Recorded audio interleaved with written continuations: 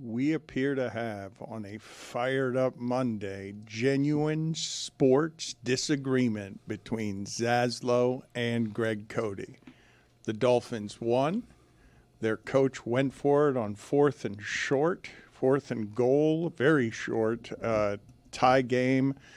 2 minutes left in the game, went for a touchdown and failed to get the touchdown. Greg Cody, your thoughts? It was a lame brain decision by him. We can look back on it now and retrofit it and say, he had faith in his team. They won anyway.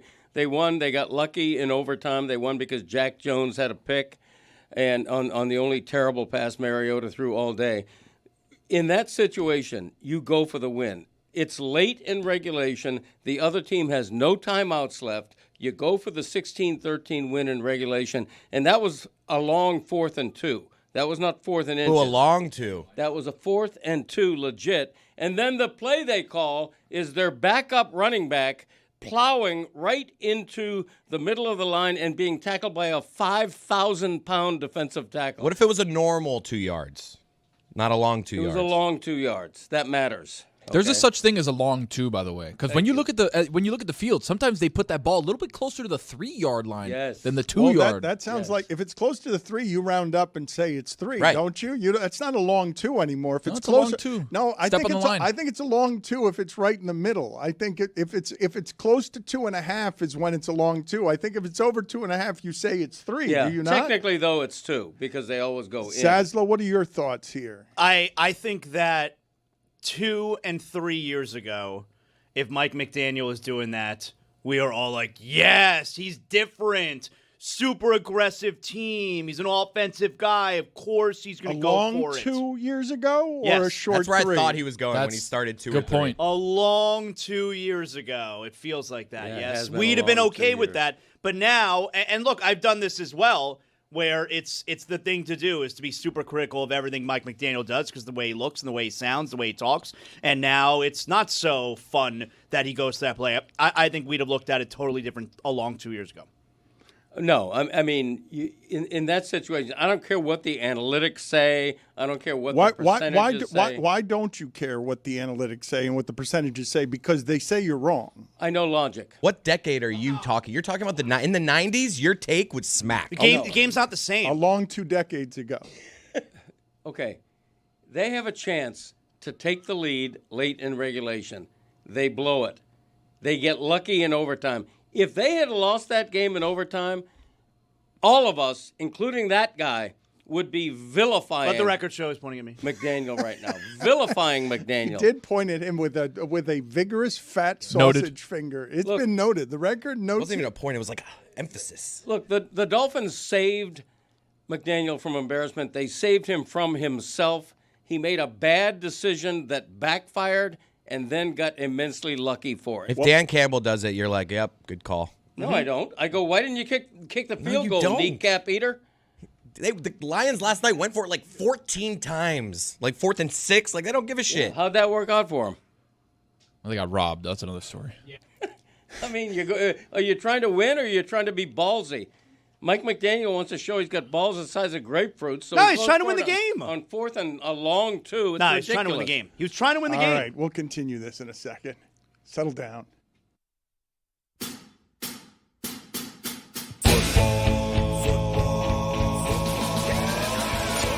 is back, Jack. Oh my, we've waited for so long. We're so damn excited that we put it in a song. Don't need no check downs. Give me big hits and quarterbacks. Keep your fantasy team from falling off the track. Football is back, Jack. Whether on the ground or through the air.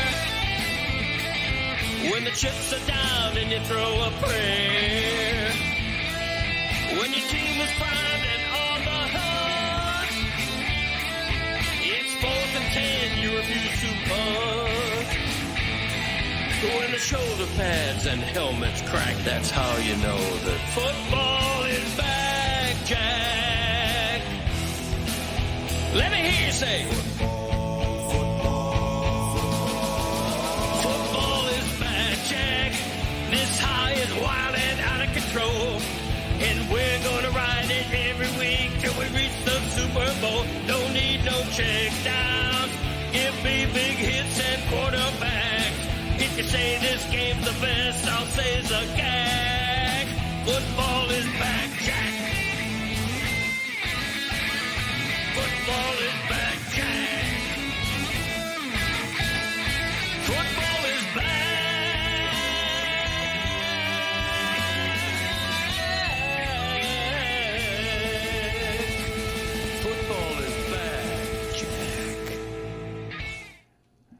We will get to the microscopic dissection of the end of regulation in Spain. A truly dreadful beginning to my Sunday. Just horrific football being played by both of those teams as Zaslow and Cody genuinely disagree about what Mike McDaniel did.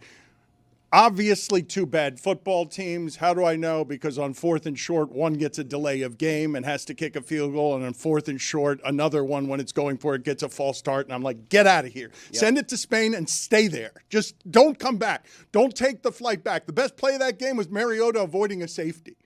That's the best play. That was the best play in that football game. But because we love to dissect what the coaches do, I want to examine Zaslow and Greg Cody's disagreement here, because what Mike McDaniel did in a tie game at the end of regulation, going for it, 4th and goal instead of kicking the field goal, which is basically what every coach would have done that we've ever watched, would have kicked the field goal. Only two since 2000 have ever done what McDaniel did. McDaniel was the second. So in 25 years, McDaniel is the first to go for it in that situation. Cody says, I don't care what the analytics say. The analytics say you get a 3.5 better percentage chance to win the game by going for the touchdown there. Because even if you fail, you're leaving them at the 1 yard line with no timeouts. It's going to be very difficult for them to get out of that situation. But the mathematics say that. The thing that I wanted to ask you guys, though, about it, because I thought the announcers were really bad at the end of that game. Really bad. First of all, they didn't talk about Achane going out of bounds at the 6 yard line, which he should not have done. Like, Achane has to stay in bounds there. Has to. That was what was going to cost them the game. No, but he has to know the game situation there. The announcers don't even mention it. He gets the first down. The announcers don't even mention it. But the announcers also have to know, in the modern age, that's a good assignment to get the Madrid game. A lot of money being spent to send everybody to Madrid.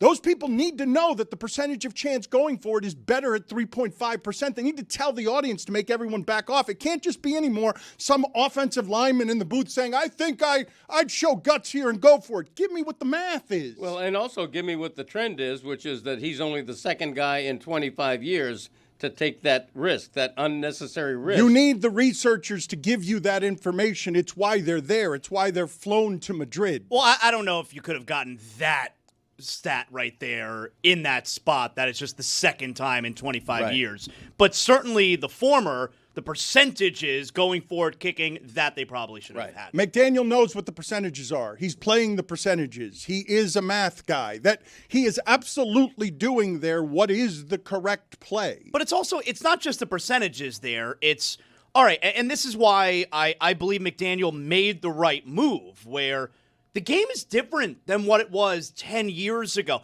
I've been talking about this recently here, where the kickers are so good these days that it's taken a lot of the excitement out of the game, where team gets the ball, a minute to go. Can they drive and get to field goal range? Well, yeah, they can. Because these guys are kicking 60-yard field goals, and it takes away a lot of the excitement. It's just 2 plays, and he's in field goal range. That's essentially what Mike McDaniel was considering yesterday. If he kicks the field goal there, and it was just under 2 minutes left, which is an eternity now in today's NFL, and the Dolphins go up 3, kick off, you get the ball at the 30, you're 30 yards away. You're 30 yards away from tying it. Let me ask you this question, Greg, because I really do like, the advancements in football that make these coaches less coward, more math. I like what it is when I'm on offense, almost absolutely, with very few exceptions. If I'm on offense on 4th and 2, I almost always want to go for that. And if I'm the defense, I almost always want the kicker on the field in that situation. If I'm a fan of the defensive team and the other team has the ball on 4th and 1 or 4th and 2, I always want them to send if I'm on defense, I always want them to send the kicker out on the field because 1 and 2 yards, they're so precise now that they just take a tight end and they do a little play action and they just throw one of these rollout passes with such accuracy. I know a couple of 4th and shorts got stopped yesterday. I know the Lions were terrible on 4th and short. That's the best defensive game I've seen the Eagles play during the championship run. That's the worst Lions offensive game I've seen throughout their season being good. So I know when the team fails on 4th and short, it always brings this criticism. But would you agree with me that if you're a fan of the defensive team, you always want to see the kicker run out onto the field on 4th and 1 and 4th and 2? What I agree with is that 4th and 2 means go for it most of the time, situationally most of the time. If my own team, it's the middle of the second quarter, my team is 4th and 2 from its own 42, I'm like, yeah, go for it. In this case, you take the 3-point lead, and here's why. I don't know if you guys have noticed, Miami's defense has been pretty good the last 3 or 4 games. Pretty damn good, as it was in Madrid. If you're Mike McDaniel, you give your team a 16-13 lead, less than 2 minutes left, other team has no timeouts, and you trust your defense to not let them drive 70, 60 yards for a tying field goal. I trust my defense. It's not no, but it 60 wouldn't yards. have been, it would have been 30 yards. It's 25 Why yards. would you trust that defense? The Dolphins' defense has been pretty good the last few games. No, but your argument there, trust them to not allow 60 or 70 yards, is literally what Mike McDaniel did by saying, if we don't get a touchdown here, I trust my defense not to give up 60 yards and a potential game-tying kick. Now, the irony is that is exactly what happened. They ended up missing the kick. But, like, your argument there is literally what Mike McDaniel was banking on. You would agree that the Dolphins got lucky with that pick on the first play of I mean, it's a overtime. play. They made a play. Okay, Mariota had a good game. He made his only bad play of the game to begin overtime. That's luck that bailed out Or he Mike was due. McDaniel. I mean, like, by that logic. Would you also agree that if the Dolphins end up losing that game in OT, Mike McDaniel is being vilified this morning? Well, that I'd agree. Nationwide? That I'd agreed with. But fans are noisy, and they are. I'm not talking about fans. I'm talking about everybody. They're math averse. Greg, the thing is, every interception, every fumble, every turnover is luck, right? Just depending on if the ball's bobbled up this way, if you cut off the pass that way, if you get a hand on the football. Like, turnovers are lucky in just the general sense. Yeah, but this is a Dolphin defense that has had like 3 interceptions all season. I mean, you don't expect that, especially out of Jack Jones, who would not be a starting cornerback on any team in the league. Well, that's but another made a thing. play. There are so many players on that field because all of these teams are broken. There's so many players on that field at this point in the season that are just practice squad elevations that happen to be wearing professional uniforms. Yeah, that's not a real player. I mean, if you don't mind, I'd like to move away from the microanalyzation of Commanders Dolphins and talk about like the more interesting stuff, which is like Stephen Ross talking about. Well, the reports are Stephen Ross is looking for reasons to bring back Tua and Mike McDaniel, and you have a team that's fighting for a head coach. We thought this team was done and dusted, and yet you still don't want this quarterback speaking in front of a microphone. That stuff. Why does he say weird things? He says weird things. All right, let's play the sound of him saying that. Good Lord Jesus, he wants to play. Well, that's what it's about. That's the joke I was making. He wants to play in Jerusalem. It's not just that. It's a weird thing to say. He was asked about international series, and he's like, let's go to Hawaii. He was asked, where else should the league take games? Well, I think he said, where else in Europe, right? Watch, he's just asked in general. It's like a blanket statement, but then he specifies because he says something like, let's listen. Hawaii. So the United States again, but just go play in Hawaii. I think that'd be pretty cool. But in Europe, shoot, it'd be pretty cool to go play in Jerusalem. Not in Europe. I don't know. That'd be sick. Anyway, the Dolphins have the following situation. I actually understand. I don't know how you guys feel about this, but when you talk about what they're doing for next season, given the contract situation of their quarterback and given that this draft doesn't have a surefire quarterback that you want to lose for, I understand putting a bandage on it for a year and saying, McDaniel, Tua, let's see if Tyreek Hill can get some value back, and putting a bandage on it for a year because you don't actually want the leadership void of let's blow the entire thing up and start over from ground zero. That was a good answer, though. I mean, wasn't at all worried about his brain whatsoever, hearing him speak like that and smile like that. His teeth do look great. Zaslow is done with the unwatchability of Tua. Dan, he's unwatchable. The number of screen passes, the number of throw the ball backwards. It sounds like you guys watched. I didn't, because it was Commanders-Dolphins, and I've seen this Dolphin team the entire time. I just kind of want to move this thing along here. I'm a little annoyed that they won, because now you're like, oh, should we or shouldn't we? Some people, Stephen Ross being one of them. Just, come on, let's get this thing over He with. got chased down by like a 350-pound lineman. When he was all by himself, just throw the ball away. Dude. Here's the thing with Tua. I've never seen a more immobile quarterback. And my entire childhood was Dan Marino. Like Marino, at least he'll step up into the pocket. Yeah, he had a quick step. He avoids the sack. I mean, Marino was a statue there. Marino is more mobile than Tua was. And with Tua now, Marino, after the Achilles tear, you have Marino being looking more like mobile in than the big Tua. boot, ooh, the Nike Town boot. wearing the entire leg brace. All right, looking like a robot. Marino was more mobile than Tua is. Tua now, if there's any kind of pressure coming on a play, if Tua does not find a receiver on his very first and immediate read, the play is completely screwed. He has no awareness in the pocket. He has zero ability to escape anyone, and he has zero improvisational skills. He is brutal. The fact that if a quarterback does not hit their very first option on a play, and that's what meaning that the play's screwed if he doesn't, and that's what you're relying on to win you games, it's impossible. That was the issue with the Mike McDaniel offense, right? It was like, oh, this offense is amazing. They're scoring all these points. Everything is so fast. But they're like, oh, what if we just take away the first read? And then they just develop, oh, wait a second. Tua can't scan the field. He's too worried about getting hit. He can't He's just too worried scan about a muddy anything. pocket. Well, wait a minute, okay? I will say that when they were at their healthiest and speediest, he was going 1, 2, 3 through the reads. What's happening now with Waddle as the only option, okay? An assortment of tight ends you've never heard of and don't want on the field. With Waddle as the only option, what it is Waddle's my first read. I don't want to go to Washington, any Washington. I'm going check down. I'm going immediately check down. I'm going to the bubble screen. But since you mentioned Dan Marino, and I can't believe that Zaz is saying that Tua is less mobile than Dan Marino. Can't believe I'm right. I can't believe that you're saying he's less mobile than Bernie Kosar. Bernie Kosar now. I can't believe that you're saying that Tua is lacking that kind of mobility. I think it's an exaggeration. But when you talk about Dan Marino, they brought him out in Madrid.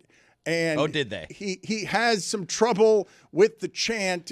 Chris Cody is alleging that Dan Marino has never done or heard a simple "Let's go Dolphins." Let's go Dolphins. Let's go Dolphins.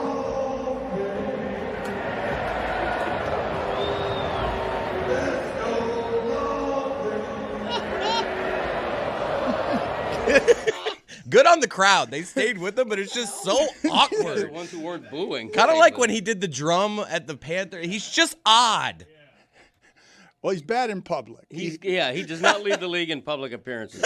There was a shot of him next to Zach Thomas doing the whole ceremonial coin flip thing. He looked like he wanted to be anywhere on the face Probably of the earth besides where he was. You guys are saying the crowd was good. That's a crowd that doesn't speak English. Let's go Dolphins. And that's just the fans that travel. Maybe he figures the "Let's Go Dolphins" chant is kind of outdated. He's trying to switch it up a little bit. Let's go Dolphins. That's triggering. It feels a bit death metal-y. Like haunting. It is. Like in my dreams, I'm like, where is he? Where's Dan Marino? I smell him though. It does give me a little bit of anxiety hearing him do that because that's not the way that it's supposed to go. And it reminded me of another South Florida legend trying to do a chant that left me feeling some type of way. Bobby. Bobby. That's Barkov trying to celebrate Bobrovsky. Bobby. All right, pair them together. Let's see who's worse. What's wrong with people, Dan? Haunting is a good. Dan, think about this for a second. Okay, you're at the Pirates of the Caribbean. It's dark. All of a sudden, this echoes from the pirate ship. That's going to be pillaging. It does The sound like fog pirates. rolls in. You're like, where am That's a I? great astute observation. That is absolutely in Guillermo del Toro's Frankenstein behind the ship when he's coming out of the sea. It's haunting. It is frightening. Bobby. Victor! Bobby.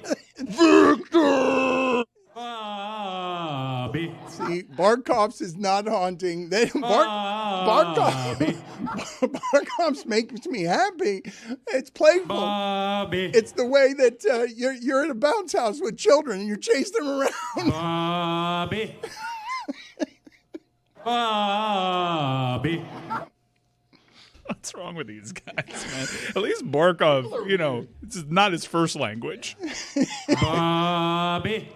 I mean, if you've heard Dan Marino in front of microphones, like it wouldn't feel like his first language.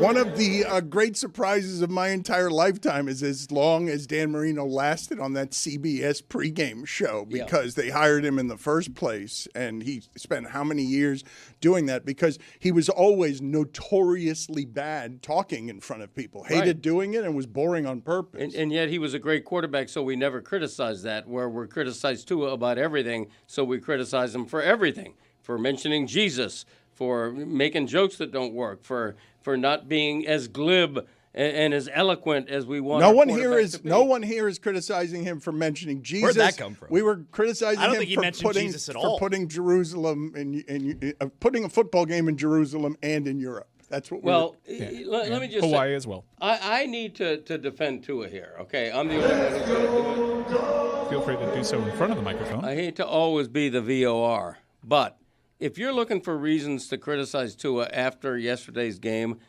you're looking for reasons to criticize Tua.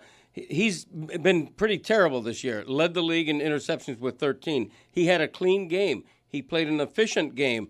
You know what he recognized? You know what the game plan recognized? Devon Achane is the best player on the field other than Jordan Brooks on defense, who had 20 tackles. Another reason why you trust your defense with a 16-13 lead late in the game. Greg, I don't trust that defense. I really don't understand what you're doing with that defense. That defense has not been trustworthy. You can say they've been decent the last few games, but that's not a trustworthy defense. And what Zaslow's saying late in that game, you have noticed this change, right, with the kickoffs. If they start at their 35-yard line, they get one first down, all of a sudden you're kicking a 57-yard field goal because every game in the sport has a 57-yard field goal. I've got one of the strangest things to watch in football in terms of the evolution is the number of teams that get inside of 60 yards and then just hand the ball off up the middle because they feel good about where they are on the field inside of a 60-yard field goal, even if that is something in my lifetime. Anything beyond 50 yards in my lifetime outside of the last 5 years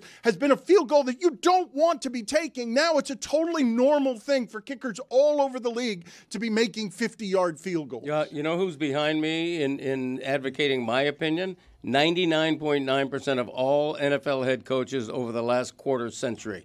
There's just no excuse. No, but the game changed over 25 years. The game is no different than it was 3 years ago or 5 years ago. But then don't use a 25 years as No, but your Greg, number. it is different. I gave the stat last week that the Bears and Giants went for it on fourth down 5 times in the first half. It's totally different. It's totally different. All of these teams are going for it all over the place on fourth and short. Nobody anymore doesn't go for it on 4th and short. There's not a coach in the league that you think of as Dave Wanstead, notoriously scared on 4th and short. I agree, but again, you have to think situationally. One of the exceptions is 4th on a long 2. When you have a you have a 1-foot putt for what should be a winning field goal. You take those points in a game where points are tough to come by. By the way, when we're talking about trusting your defense in that spot, give them a 3-point lead, trust the defense at the end.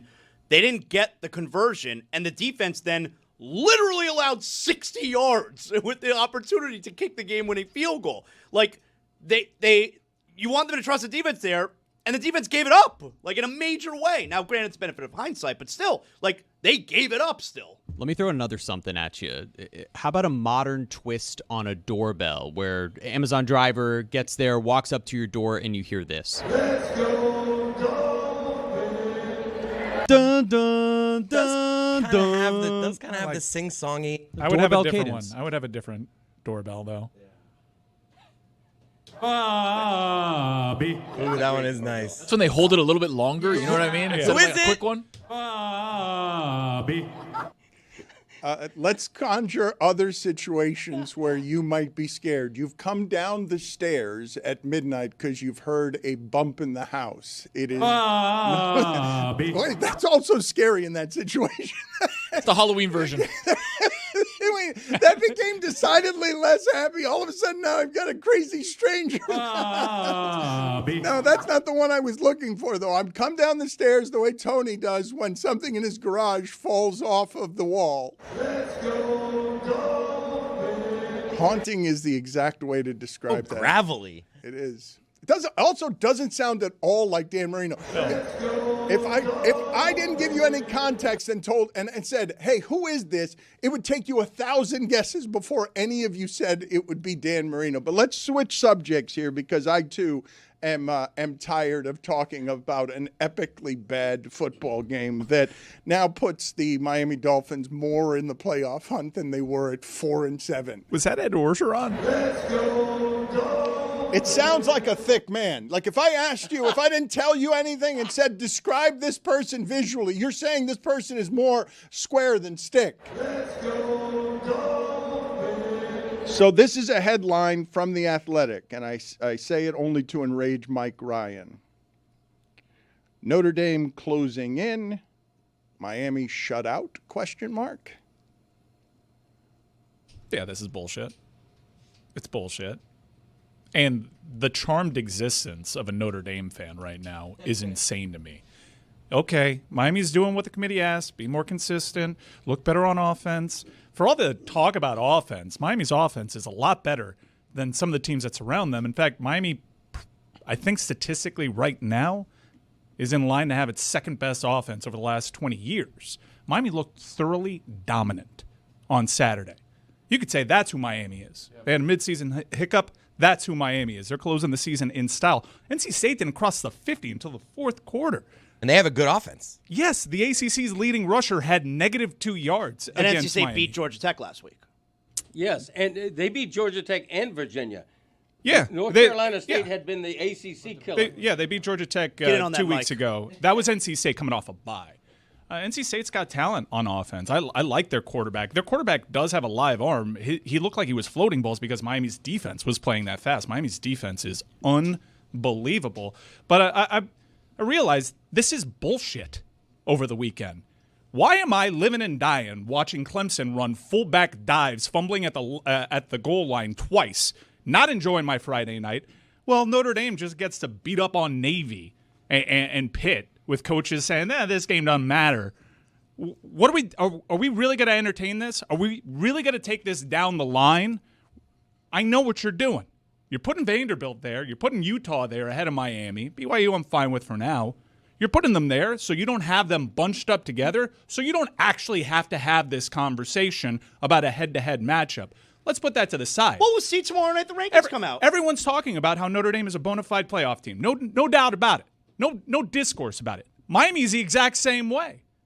If Miami gets shut out, Notre Dame better be shut out because head-to-head has to matter. Why would anybody schedule a non-conference opponent of any consequence if you're not going to get credit for when you beat that team directly. Well, but I don't blame you. Even though Navy beat my beloved South Florida Bulls, I don't blame you for being upset about part of this, but you can't wave around a victory over NC State, which has 5 wins, one of them over Campbell, and then just dismiss the way Notre Dame beat Pitt, because that's a game, that's the scariest game left on Miami's regular season schedule is Pitt. So you can't just can't just dismiss Pitt while praising NC State. I'm not dismissing it. I'm contextualizing it by saying the coach, quote, I'd be glad if we lose 110-3. Contextualizing it. And they came out flat, and they came out like they didn't give a shit about that game because it doesn't actually matter when it comes to Pitt season. And that's the benefit of not having to play in a conference for Notre Dame. Notre Dame is a good team. I believe Notre Dame deserves to be in the college football playoff. Don't get it twisted. Notre Dame is good. Miami beat that very good team. If Notre Dame is in the playoffs, Miami better be in the playoffs too, ahead of Notre Dame too. This isn't, just come in here. Miami should be ranked ahead of Notre Dame because they both played. I'd be almost willing to guarantee you that if Miami wins the rest of its games, it will get into the postseason, just because this college football season is so batshit insane where everyone is losing. And I look up at halftime on Saturday and can't believe that Texas A&M is down 30-3 at home to South Carolina. I hear you. I think that there's 2 weeks left in November, notoriously crazy for college football. Miami might get the help. Hell, it might get the help it needs in its own conference. And that would go a long way to helping Miami's chances. What I'm saying is that concept right there is bullshit. Miami shouldn't be in the discussion right now as needing help. That should be a conversation for Notre Dame. Notre Dame should be the team that is chasing Miami. This whole charmed existence of not having to sweat over this final month of the season when you're the guys that lost here in a game that Miami controlled, in a game that looked a lot closer than it should have. Okay, I feel like what you're doing here is a little bit like when the NBA All-Stars are released, and you're like, this guy should be an All-Star, all right? But you're not giving us who shouldn't be an All-Star, whose place he should take. So you think Notre Dame is a playoff team, and you also think Miami is because you think Miami should be above them. Okay, who that's in the picture right now should be out then? Well, the teams that are directly ahead of Miami. Because you're good with BYU, you said. I'm good with BYU. They have a tough game against Cincinnati. Okay. BYU has an opportunity to lose another game here, and then that's a different discussion. But so who should Miami be ahead of then? They should be ahead of Utah, and they should be ahead of Vanderbilt. Vanderbilt somehow climbed on a bye week in the AP rankings. That's fine. So then Miami, you think, should be 12, which still has them out of the playoffs. Yeah, I understand. Within striking distance, and then you have 2 games to win in style and show the committee that you are indeed a playoff team. And if you're 12, then you're closer to Notre Dame, and then Notre Dame should be the one that's sweating it on the final weekend of the season. Because Miami beat Notre Dame. Miami scheduled Notre Dame. Miami beat Notre Dame. I shouldn't be sweating like this. I am a madman. I am not enjoying myself right now. And I should be enjoying myself because a couple of weeks ago, we beat their ass at the line of scrimmage. We dominated that game. We controlled that game, and we got a victory. A victory should matter. Don't come to me and say, well, look at what Notre Dame looks like right now. If those 2 teams played, who would be favored? I don't know. My guess is Notre Dame. Guess who was favored the last time they played? Notre Dame. What happened? Miami controlled the game. I agree that if the Canes win out and finish 10-2, they're going to make the CFP, I think, and should. But let's not lose. You guys sound like homers, though. I'm not the homer. Like, do you guys know the national narrative? Do you guys know the odds? I've heard the odds. Yeah, like you're talking about how we're going to be in the CFP if we win out. Right. I listen to all these national podcasts. We're an afterthought. Right. Alabama's in good shape. Kirk Herbstreit went on television and said a 3-loss Texas should be in consideration for an at-large. A 3-loss Texas that lost to Florida that we dominated. Okay, but let's not lose track of the fact that UM did this to itself. At one point, they're 5-0 and number 2 in the country.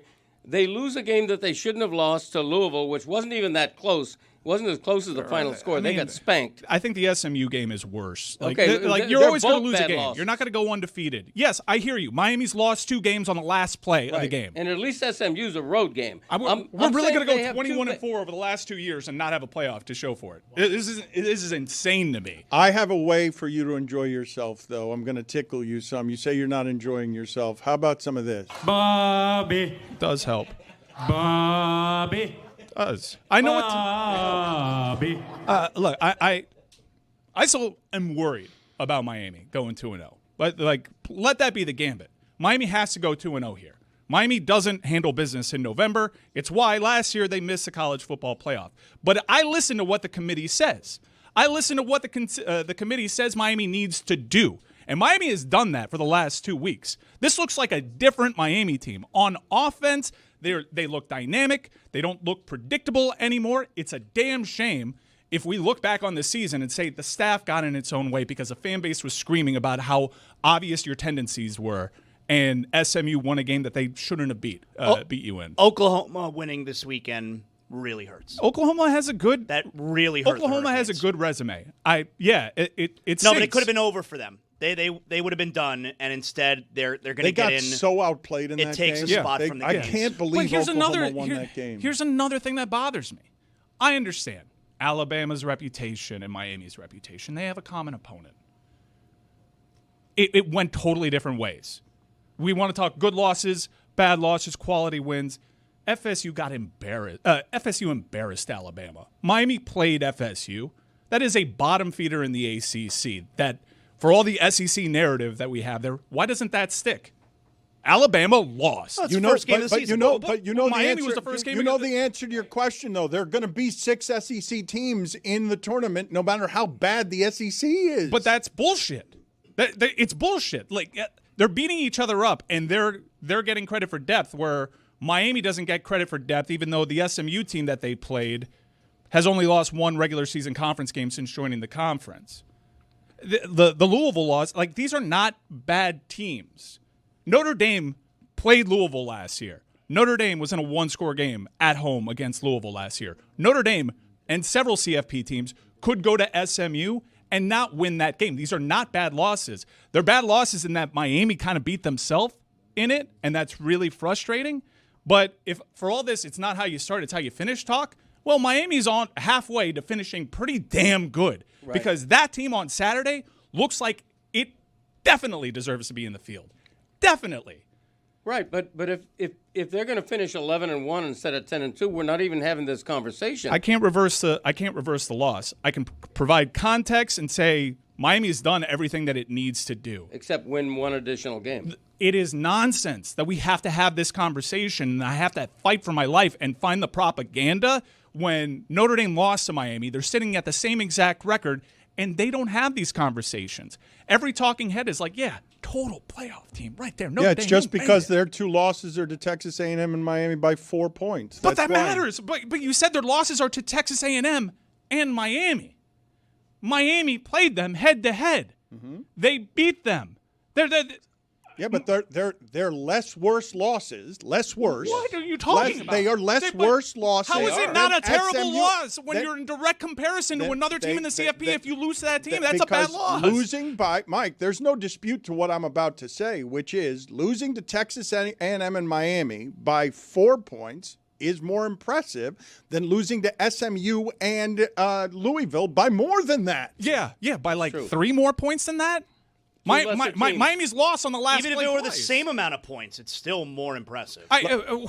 Okay, but Bobby, we're gonna keep tickling you. I've got some other talking things about how their loss to Miami looks good, and you're just totally bypassing the loss to Miami. I'm gonna try and cheer you up. How about Ed Orgeron as a pirate in AI haunting you with Dan Marino's chanting? Let's go.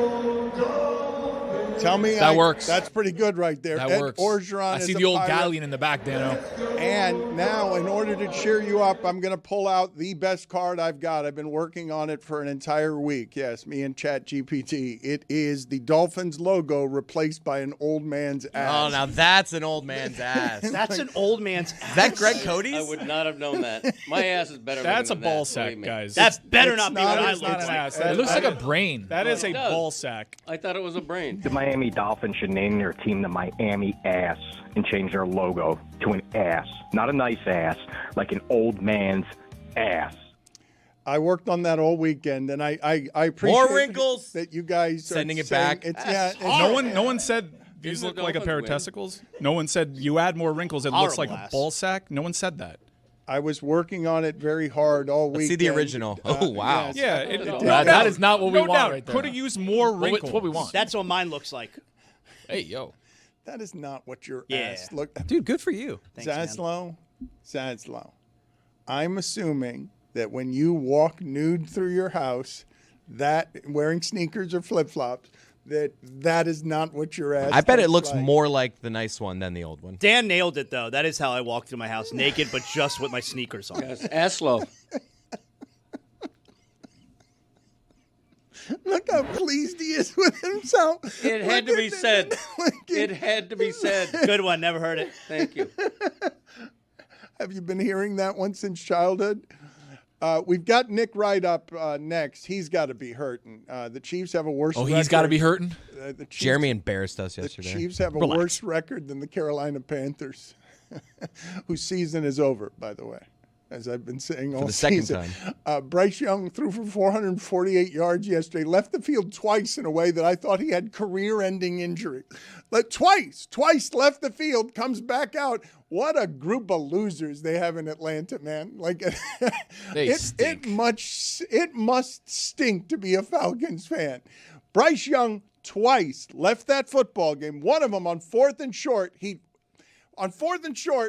trips taking the snap, falls down, and I thought tore his hamstring while sliding backward trying to get off the ground. Comes back in the game, throws for 448 yards. And if not for Jacoby Brissett breaking the record for completions in a game, I would have said that's the best game I've ever seen a bad quarterback playing.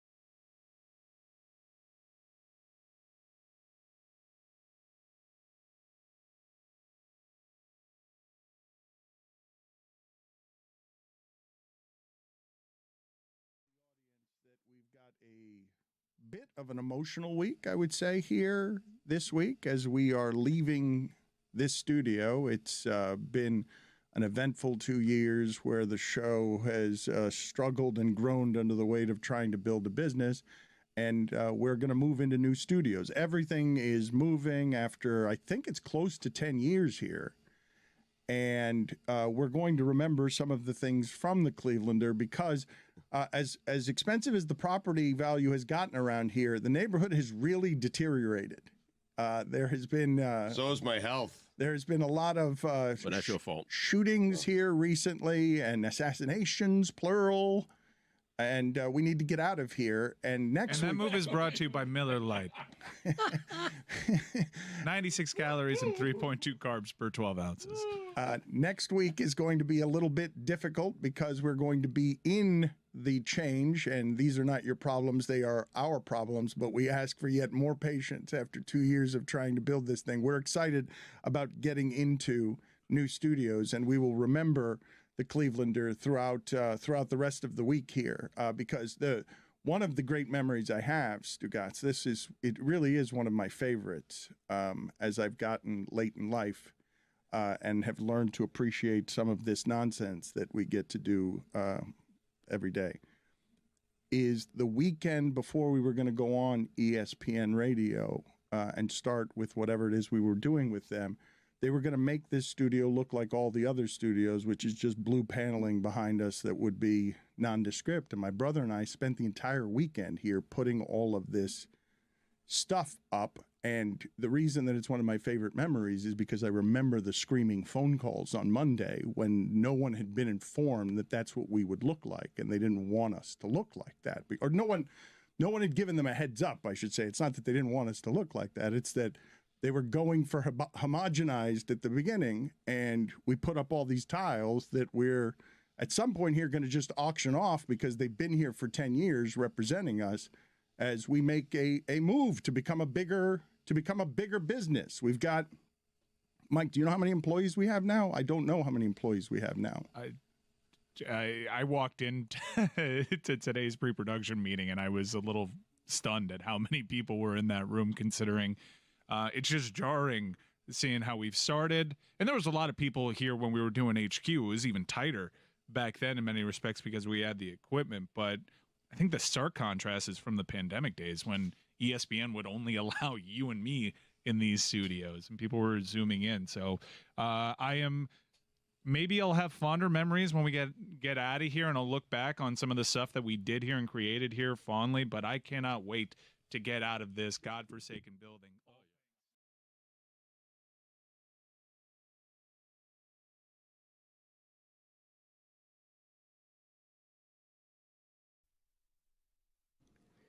This episode of the Dan Le Batard Show is presented by DraftKings. DraftKings, the crown is yours. Thank you for everybody who tuned in last night to watch the shipping containers suffer because they had Chiefs minus 3.5. The hook.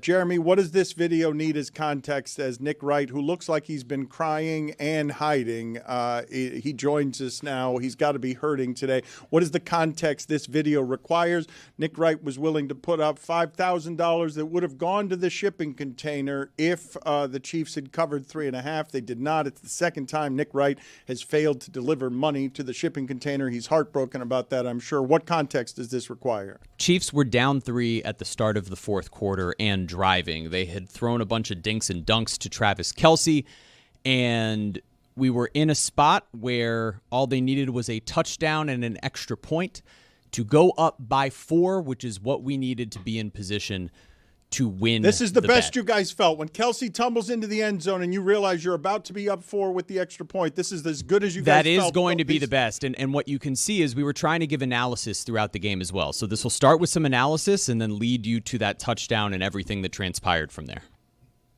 Hey, the Kelce screen for 4 yards sucks. That play sucks. That play sucks. What is How about you get the ball to a guy who's fast? Yeah. How about that? Bro, Oh, Tony? Big Bob Tonyan? What? Big Bob Tonyan? No way. What? Oh, that's terrible tackling there, man. It's not. I will say it's not Tunyon. I don't want to get your hopes Terrible tackling. That sounds like a good thing. Let's go. It is a good thing. Okay, Hey, hold on, give man. this guy the Kelsey? ball, dude. Hello? Get this guy in a screen pass for 4 yards. Get this guy the ball, dude. I'm not there yet. Hold on. Get this guy the ball, dude. Harrison Butker. Oh, all-time franchise leader in touchdowns. Just know that if he misses it, No, what are you doing? Jeremy, What are you, what the f- are you doing? yeah, bro. Are you just know. Yeah, no, Are we you know what in- happened. Are you Know how I feel. Just know how I feel. I blame Jeremy. You started a Harrison Butker chant. Yeah. Fair Me? comment. He's Kick gonna. got blocked. Are you for real? Yes, the kick got blocked. Oh I my didn't- what- god! you You I gotta didn't be do f***ing kidding me! You I started a didn't blame you. Harrison Butker chant. You're gonna blame me? I mean, dude, it was. Oh boy. I take full responsibility. Chris Cody being 10 seconds ahead of everybody else when it's a live stream is just asinine. Telling you, staggered reaction. Nick Wright joins us now by way of apology, I suppose. Nick, how are you feeling today? Insolvent and inconsolable. And I am now angrier. I listen, I apologize, and I don't know this gentleman's personal, financial, or family situation. But Jeremy Taché is forever banned from receiving any money the shipping container. No, that's will good. One day, No, that's fine. will It's one fine. day It's fine. I win. understand, Nick. I'm really sorry. I mean, It's what not the great. what was that, bro? Tough punishment. Well, you walk over to a craps table and be like, "Hey, don't roll a 7." Like, what is wrong with you, bro? Like, seriously? So that's that. I mean, there's that. Also, again, far be it for me to tell anyone how to run a business. But I think we got to find a way to have everyone watching either in the same location or on the same delay. I knew what was happening on all those plays as I get choked up, and I found that horrifying. Like, what are we doing, guys? We were synced up for about 20 minutes, and then it all went to hell. There's a way to okay. I mean, just whoever is the furthest ahead just has to pause and then let there's Chris didn't want to do that. Oh, but Roy was the furthest ahead. There's literally it's hard to sometimes sync up like movies on an airplane with a significant other you want to watch with them. Sporting events, there's a clock. You can be like, "Hey guys, I paused it at 9:38. Tell me when you get there, click play." But what are we doing? Roy was the furthest ahead at one point and was like, "I don't want to pause because I'll miss action." Chris, please stop explaining what is a calamity that deserves his every criticism. Now, I will say in Jeremy's meager defense, and I don't know if you want to retract what you just did with a banning, this was literally his first time betting on a game. So he doesn't know. I have never had any money coming my way at the result of a game in my life of any kind. And you never will again, And I never buddy. will again. No, I'm not. Yeah. I'm not chasing it. I have no interest in that feeling ever again. And the Harrison Butker thing, I mean, it's just, if any other kicker, I never would have said it. I wish I had just said, why'd you make me chant for that guy? Because that was the feeling. I'm really sorry, Nick. It's my fault, and I take full No, it's not cosmic your fault. It's the responsibility. Chiefs' fault. And Dan, I don't want to be disrespectful to your platform, but I also don't want to be disrespectful to the TV show. So I can't. I feel it is. I'm not going to give any analysis on the game here. Some because I'm not equipped to yet, and some because I just think people. I'm just going to save that for 3 o'clock on the TV show. What I'm here to do is for you guys to be able to see my pain, and I can I had a lot. See, I was not so worried about I wanted them to cover by 3.5 for you guys, but I had money all over the place on this. Late in the day, the line moved against us to 4.5, but 4.5 at plus 108. I was able to get down in a partnership with the great poker player Nacho Barbero. So he and I had a lot on 4.5. I early in the week had bet David Baker, who once won the Super Contest, greatest sports gambler alive for a year at least, who is a diehard Bronco fan. He and I have a lot of preseason Broncos bets where I was the house, and and those are bets that I didn't expect to lose, like Broncos to win the division, Broncos to make the playoffs, that I gave him plus odds on. So I layered a lot more on Chiefs minus 3.5 with him. I actually had a winning morning thanks to, despite Mike McDaniel's best efforts, Miami covered the 2.5, so that set me up well. I had the Bears money line. That went well. And then I just rolled all of that into the Chiefs money line at minus 200. And that was and there is this. I just love the God Dog team. And I literally get heckled on the street when they lose. And it used to be from folks that I don't, mostly Eagles fans, but now there's going to be a Bronco fan. It's just a bad morning, man. This was a, and again, Chris Cody, if I'm going too long, I apologize.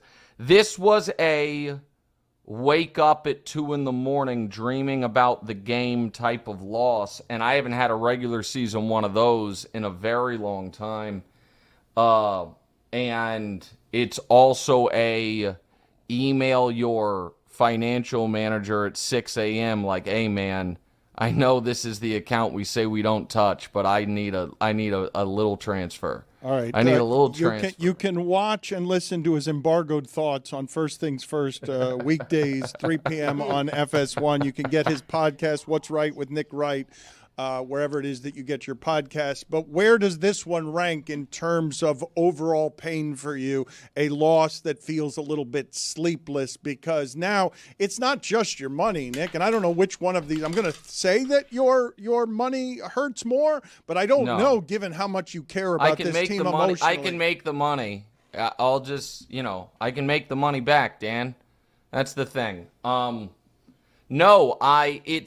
This is how I would rank it as far as pain.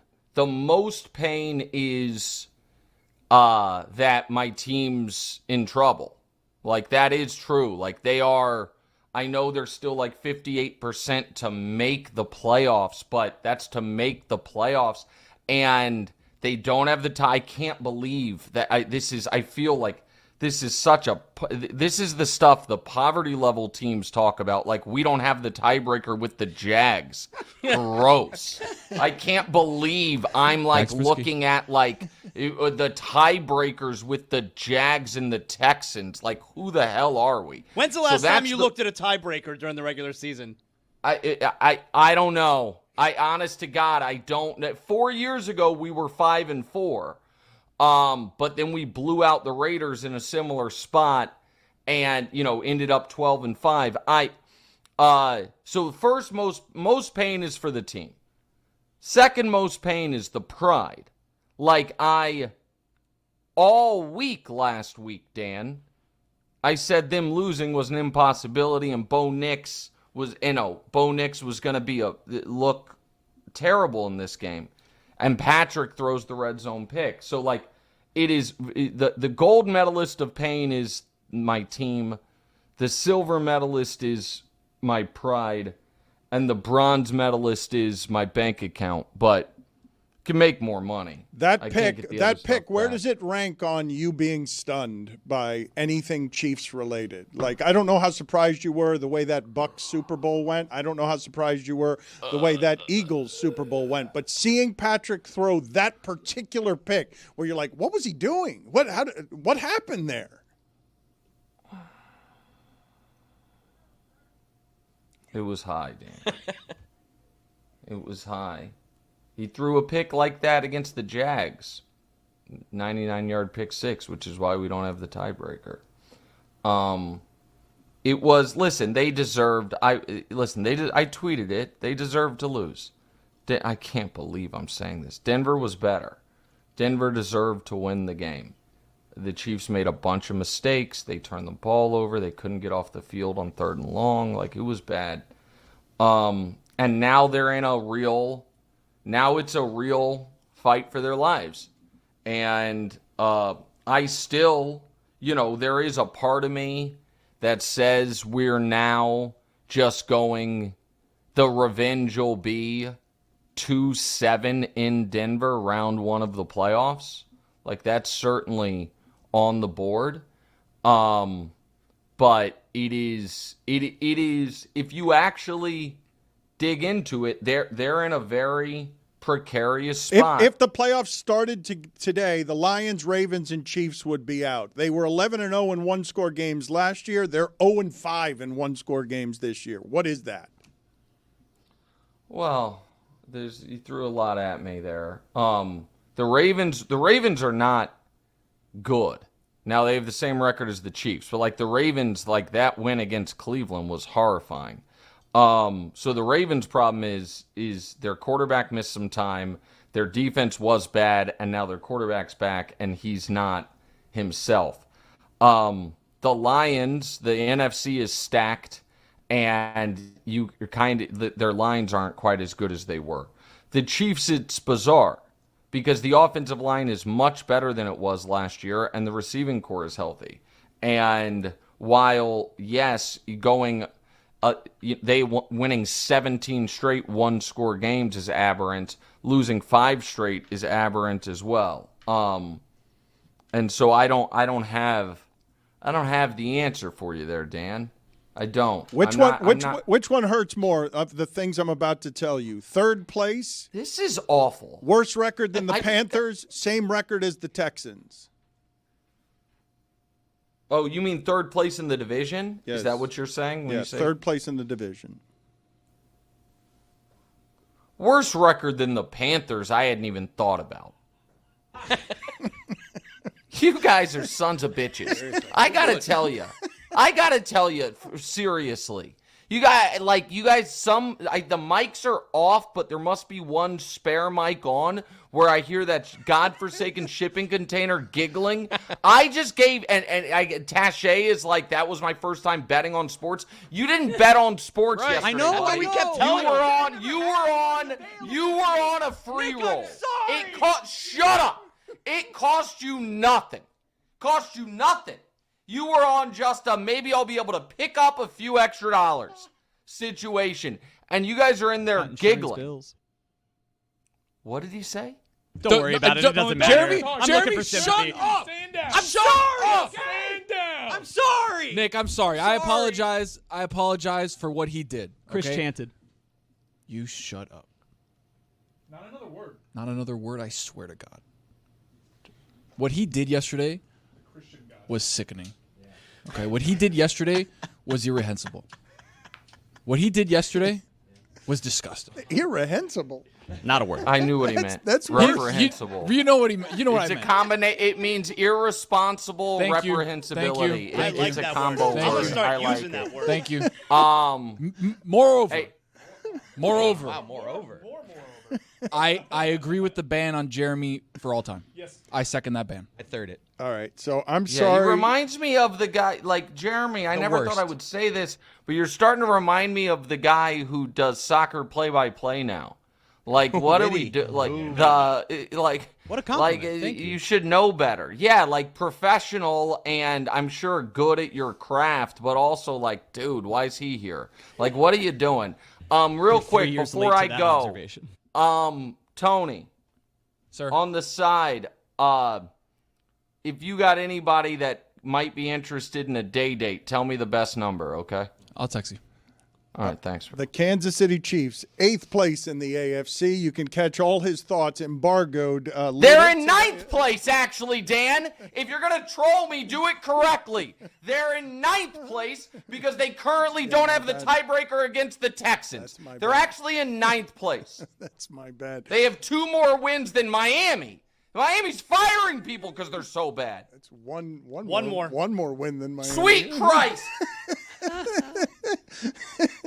You can watch him on First Things First, weekdays at 3 p.m. Eastern on FS1, and the podcast with his son is called What's Right with Nick Wright. Thank you for making the time, Nick. We will figure out what the next bet is the next time you come on, okay? Jeremy's not allowed. It's about to be a kidney. See you guys. I'm sorry, Nick. Yeah, that one hurts. I can't even imagine how much he had on that game.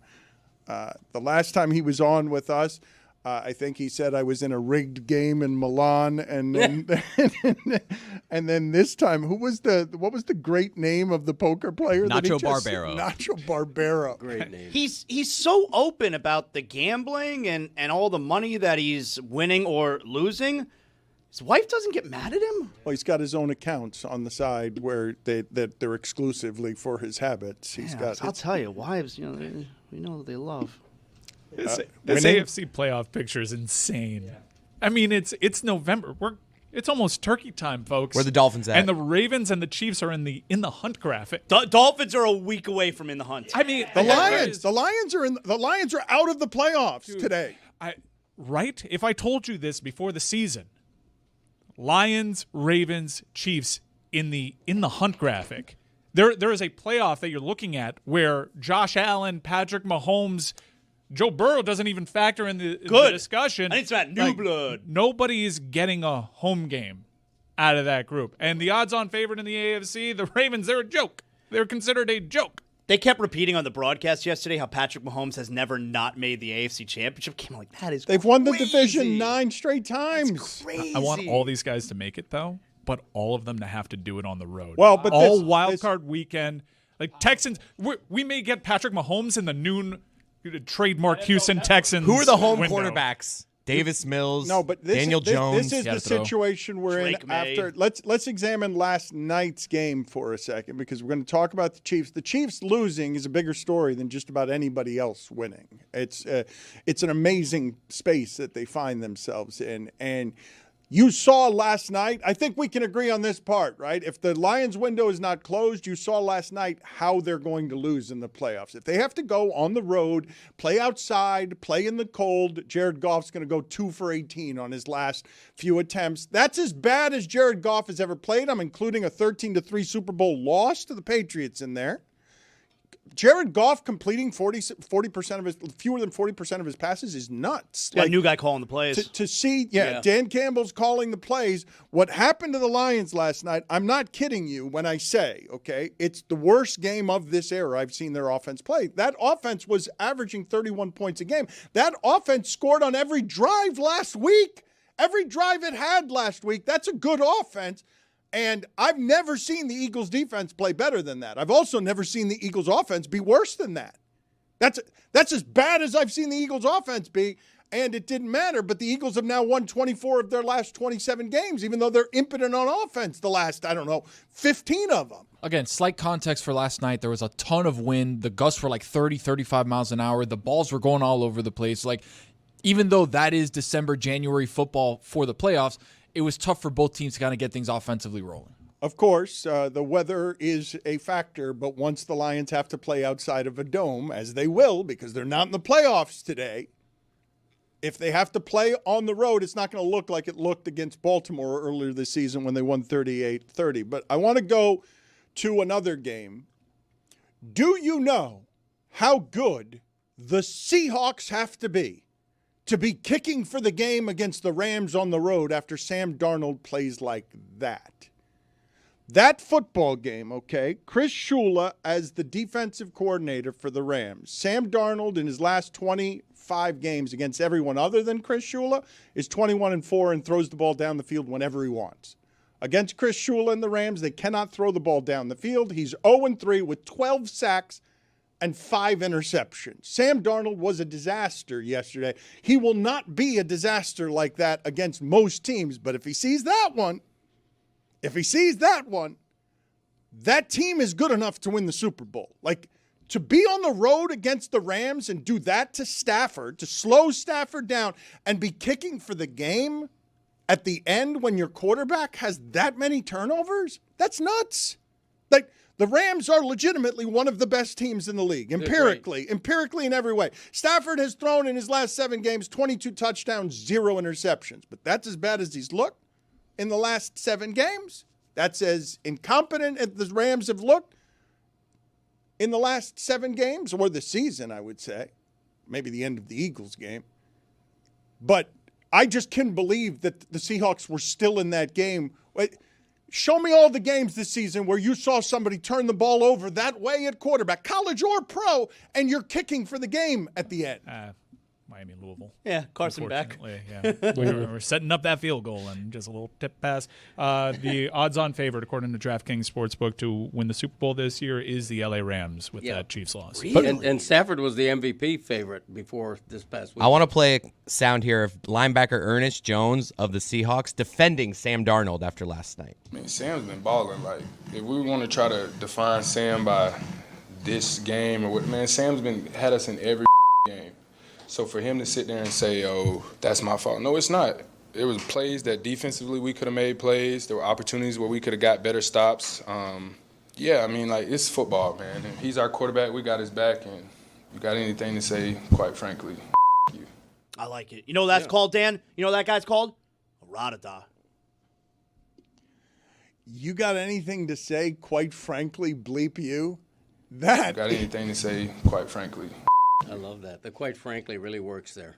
The quite frankly before a bleep you is something I have not heard before. You got anything to say, quite frankly. You know what? It's redundant. Once you've gotten the bleep you, I'm guessing you're quite frank. Got anything to say, quite frankly, you. It's redundant. That's a rada-da. What were your takeaways from the games being played yesterday? Because that was the full Josh Allen experience in the Tampa Bay game, where you get I think we can say that that's an unprecedented player, given that yesterday he tied Cam Newton for rushing touchdowns with his 73rd, his 74th, and 75th. He's now tied with Cam Newton with plenty of career left to play on touchdowns rushing the ball. But when I say it's the full Josh Allen experience, it's because it's 3 rushing touchdowns, 3 passing touchdowns, but also I'd miss this guy. Interception from his own end zone thrown with 2 hands. Like that, there's not a quarterback in the league. Was funny. There's not a quarterback in the league who does that. And also a forward pass thrown when he was 10 yards beyond the line of scrimmage. He was so far in front of the line of scrimmage. Not 4 yards, 10 yards. And it really is. I said this yesterday when I was on the live cast with these guys. It's like watching an actual stallion play football. Like, hey, defensive lineman, don't get behind him because he's going to kick you in the face. Like, you're going to get injured. It's not him that's going to get injured because he plays every game. Like that no matter what the traffic is, no matter if they're sitting Keon Coleman, listen to Deion Dawkins. He's a good talker. He's the left tackle for the Bills. He's one of the best offensive linemen in the league, and he suggested last year that we give an offensive lineman award every year because he's like, why don't we give the offensive lineman awards? And Keon Coleman being out for that game as just a healthy scratch when they badly need wide receivers, although you wouldn't see it given what their offense did yesterday. Listen to Deion Dawkins. You rarely hear players talked about this way. When Keon Coleman, their first-round pick at wide receiver, somebody drafted to help Josh Allen, is a healthy scratch. I already spoke to him. When I spoke to Keon before in this game, and I told him, I said, bro, look, don't even worry about it. Everybody goes through a different journey, right? Let's just say that this is the last time, and let's just move forward. And he said, I'm with you. That's all and we need, right? Like, nobody's perfect, but in this league, we need guys to come on. And Keon knows, right? Now he's in the hot seat, and he needs to come on and show up for us. Pats on the back are over with, and it's time for him to grow up, and he knows it. And as an older player on the team, we hold everybody accountable, and we shoot straight. We don't sugarcoat it, and the words were said to him, and he took it well. And we'll see how it goes in this week. But like I said in the beginning of the season, I'm in Keon's corner, man. Like, this league is hard. Being on time is hard. Being great is hard. Pushing for greatness is hard. So we got his back, but the time is now. Has Cam Newton ever had 3 touchdowns and 3 rushing touchdowns in a game, 3 passing touchdowns and 3 rushing touchdowns? No. Josh Allen yesterday recorded the second such game, 3 passing touchdowns, 3 rushing touchdowns in the Super Bowl era, joining Josh Allen in Week 14 of last year. So he's an unprecedented quarterback, correct? We can say he's an unprecedented quarterback? Yes. And how did the Dolphins lose to that quarterback 2 weeks ago? It's just incredible because he's been the curse. Everybody talks about the Dolphins' curse. Mostly I talk about it. It's having Tom Brady and then Josh Allen as a 20-year timeline consistently dominating you. That's the curse. I don't think you can say someone's unprecedented when you literally cite a precedent right before. But it was only him, though. He's the only one who's done it. It's only Josh Allen who's done it. Yeah, but it's like the Cam Newton comparison. Like, there is a precedent. He's just like leveling up. We're talking about Josh Allen, who had 6 touchdowns yesterday, and you're calling a stallion, and all of that is accurate. And the Dolphins quarterback, if he has the ball for more than 2 seconds, he freaking panics. And yet they played head-to-head last week. That's right. He ain't wrong. Credit where it's due, baby. And being on time is hard. Isn't that right? It is hard. I'm glad to hear him validate that because being on time is hard. Got anything to say, quite frankly, you. Put it on the poll at Le Batard Show. Is being on time hard at Le Batard Show? It's a talent. Time ability. You're in a bad traffic area. I mean, I understand. Thank you. You got to bake that in, though, pal. Among the things that happened yesterday, I want to get to funniest thing from the sports weekend, but among the things that happened yesterday, we said there were 4 big games yesterday. 4 is what we identified beforehand. What if you had to choose one thing from yesterday that stood out the most to you? Is it the Chiefs losing? I would say that. I would say Philadelphia dominating Detroit's offense. I would say a player of Jacoby Brissett's caliber, which is middling at best, setting an all-time completions record. It was a crazy. You can't put weekend. Brissett in this conversation, even though he completed 47 passes. They scored 22 points and got doubled up by San Francisco. I know. Yeah, that's like a waste of time. Everything that was happening there was a waste of time. But that's my point. That player, and he's a journeyman. He's stuck around. I give him credit. But that player of all players to have a fairly prestigious all-time NFL record, it disrespects the record book it does. for him to be atop it, and you disrespect my question by putting him in the middle of what I just asked you. He gave him credit, though. Middling. I do, quite frankly. Bleep you. I mean, I stand by what I said. He set an NFL record. He's worth a mention. Okay. Got anything to say, quite frankly? You. There you go. Thank you. Zaslow, you put what at the top of the list from yesterday? I think it's actually the opposite of the Chiefs. I think it's the Broncos. I think it's the Broncos winning that game the way they did and sitting atop the AFC at 9-2. And we remember just 2 years ago, you got the Russell Wilson problem in Sean Payton's first year there. Like, to me, it's the Broncos. The thing happening with the Broncos that I find most interesting is that I don't believe, maybe they do now, maybe the country understands now after seeing Patrick Mahomes look that way in that game, but I don't believe that most people watching the Broncos are looking at the Broncos and saying that's the best pass rush since the 83 Chicago Bears. That is the best pass rush a defense has had since a Bears team that could have gone undefeated if not for the aforementioned Dan Marino, the aforementioned Dan Marino beating the undefeated Bears. Were you watching? He was first distracted take? by I'm not gonna lie, yeah. I was Cam's hat is distracted big. by Cam. Yeah. Okay, He's got a big hat today.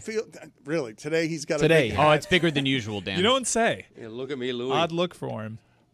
Do you think most people know that the Broncos defense is on pace to sack the quarterback more than the 83-84 Bears I mean, team? Surtain hasn't even been playing. Right. It's not just the number, it's the disparity. The last time I looked, the Broncos' defensive sack total was double the second team. Like they are twice as good numerically as the next best sacking team in the NFL. That's what's incredible to And me. Bo Nix is good. You want to talk about a long 2 years He's ago? good enough. Yeah, he's good. A long 2 years ago when the Dolphins put up 70 on the Broncos, Long two. and the two franchises have taken totally divergent paths. They are sacking the quarterback on 11% of the plays. That number is What? on 11%. 49 sacks on 438 dropbacks. That's an 11.2% sack percentage. For the season? For the season. Yes. That would be the highest, I'm telling obviously, you, in a season what I'm since they telling started you is that tracking this it. defense That is stunning. This defense is all time good. Like when I say 83 Bears, like 83 Bears are just with the Ravens of the Super Bowl Ravens of Ray Lewis as the best we've ever seen at defense. That's crazy. And they can do it with 4 guys. They blitz and stuff, but they can do it with 4 guys, and it is something that makes Patrick Mahomes look bad because it'll make any quarterback. Great look points bad. by you. Small fine. 85 Bears, not 83. No. Actually, though, it was right. I think it was the defense right before the 80. I did conflate years there, but I think the defense before they became the championship better? Bears. I think You it always was- hear about the I 83 think it had Bears. more sacks. Always. Please look it up. Look it up. You're telling us to look it up? No, We'll but look it up. please, We'll please look it up. tell me whether I have this wrong or not. But I do It is think funny. I do think the year before they actually had more sacks. You know about those 71 Dolphins? But I did make that mistake. They went of to the putting Super Bowl. the 2 teams. How about the 70 Dolphins? Let's do funniest thing here from the sports weekend, please. You have that backwards, Dan. It's the 86 Bears. So it's the year after they were undefeated. Okay. I had it from the wrong notes. Okay, my bad. Hey, people, tell us what in the sport made you laugh hardest this weekend. It is a segment we call What Made You Laugh This Weekend. Ha ha ha! Jeremy, what was the funniest thing from the sports weekend? This is a great one submitted by a listener that despite Jeremy's enthusiasm, the Heat would be a play-in team if the season ended today. Isn't that the truth? Come on. They've been No, that's without funny. Bam like last 5 games. Yeah, no, Fair comment. I know this. They're the most Still funny. exciting average team in NBA history. Nah, you're not fair. That sweet spot, number 10, baby. Mike Ryan, what was the funniest thing from the sports weekend? I can't go away from that damn Reno chant. It's been living rent free in my head since I heard it. This is not a human thing to do. Just stunned the people at the Bernabeu. They don't. Should we chant after this? I can't believe he tried to do it again. We should never chant again. I actually think that we could change and should change the "Let's Go" chant to do it more like I like the remix that Dan does better now. I'm coming around on this. I do. Chris, what do you have? Funniest thing from the sports weekend? Staying in this game, the Dolphins kicker, Riley Patterson, taped his wrists. Why? That's a good question. I don't know. Maybe in case he has to make a tackle. You nailed it. It looked ridiculous to me. Seemed unnecessary. Jay Feely wore wristbands for a similar reason. People sweat, man. As the kicker. Tony, what was the funniest thing from the sports weekend? Just watching us on the live stream be so hopeful at the beginning of the game, and then as every quarter, every drive, every play would happen, a little bit less in the tank. It got to a point where we were really down across the board when the extra point got blocked. I kind of had to be the quarterback and rally the troops. Guys, hey, we're not out of this. Let's go. Let's go. Let's go. Come on. Come on. And then we were completely out of it. Yeah, and a lot of people tuned in just to watch you guys suffer. Greg, what was the funniest thing from the sports weekend? An NFL official plows through Sean Payton, knocks him on his ass, and Sean Payton gets penalized 15 yards. Sean Payton got up like, what's up? I know. You want some? Couldn't happen to a nicer coach. Zaz, what was the funniest thing from the sports Yeah, weekend? so yesterday the Rangers lost to the Red Wings 2-1, and there was an empty net at the end of the game. You know how that goes. But the time runs out, and the Rangers player, game's over, and the Rangers player still decides to shoot the puck into the empty net. Dan, all hell broke loose. Rangers goalie Jonathan Quick ran off the bench and started a brawl. It was a melee on. Look at that, Dan. It was a melee because the player shot it into the empty net well after the buzzer. You don't do that, Dan. You don't do that. Beautiful looking photo. It is. Too. It is a good looking Look at photo. that I want a color wallet class. size of that. Greg, you're the wordsmith around here. Is it melee or melee? Melee. It's melee? Yes. I saw this weekend Aaron Rodgers. This isn't the funny part, but what happened after he broke his wrist. I'm assuming it's a broken wrist. He gets tackled, and he lands on the wrist, and he immediately starts clutching his left wrist and doesn't stop clutching his left wrist. But he did play one more play with what looked like a broken wrist, and when they broke the huddle, he clapped his hands. You have to. Muscle memory. But he shouldn't have. No. He was clapping a broken wrist. Yeah, Remember, it was like 2 seasons ago. Tyler Hero broke his wrist in the game, and then they passed it to him in the corner, and he shot it. It was an air ball. Jeremy, what kind of corrections do we need to make on my 40-year-old Bears memories of defenses that were better than the championship Bears? 86 Bears better, 85 Bears better, 84 Bears set the sack record with 3 guys with double-digit sacks. I see nothing of the 83 Bears. 83 was their worst defensive year.